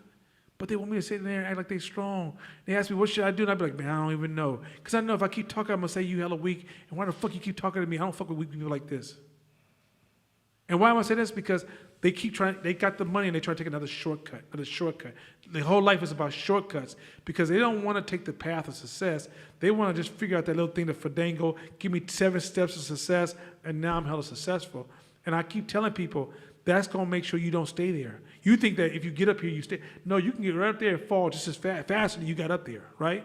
And so what I found with this COVID thing is that people start thinking they tight because they got money. Even Black Lives Matter. If they were real G's, she would say, y'all got 9 million, but I don't know what the fuck I'm doing. And I'm not sure if she said that or not. But she would say, I don't know what the fuck I'm doing. And in order for me to run this group organization right, I got to find out who's hella tight at this. But even if I can do that, I got to almost go on a sabbatical and learn some shit so I even know how to hire the right person to take this position. But when you're weak, you lie to yourself, and then you start getting the cameras in your. It happens when you win a championship. Motherfuckers win a championship in sports, and first the camera could have went to court every time, and court turned to me like, yo, Nana, you know at the end of the day, I'm Draymond Green, and he's like Klay Thompson. And he'd turn to me and say, Nana, I know they didn't interview you, but you know you're the one of the most important person on the team. And he mentioned my name. And I'm cool with that. But let's win a championship, and all the cameras run to you. After a while, I'd be like, camera should run to me. I'm not this motherfucker right here, right? But if I don't accept that, I'm going to leave the team. Because I'm like, they didn't respect me. Then I realized, oh, when you go to other teams, like when everybody left LeBron James from the Cavaliers, ain't nobody doing shit. LeBron made y'all hella tight, right? And so what I'm saying is that the acceptance of you being weak is not an insult, because we're all weak. But it's ways for you to evaluate where are your visible weaknesses at. And so when you're looking for money like that, that also tells you when things are good, how to make different decisions so you get out of this weak space. So you say, okay, all this money came in, man, I could buy these new like Halloween ribbons, and you don't even do the number calculation. It doesn't make me money, but it's gonna cost you 3 G's. You're like, fuck it, I'm gonna spend 3 G's, because now I say invest in my business. Invest means you're looking for a return. But you start spending money for shit that don't matter, and then you don't realize that, no, you wasn't short. A lot of money went into shit that just didn't matter. And then it could be 400 a year, 200 a year, 1,000 a year, 800 a year. But when you look at the end of the year, you're like, I spent $20,000 on what?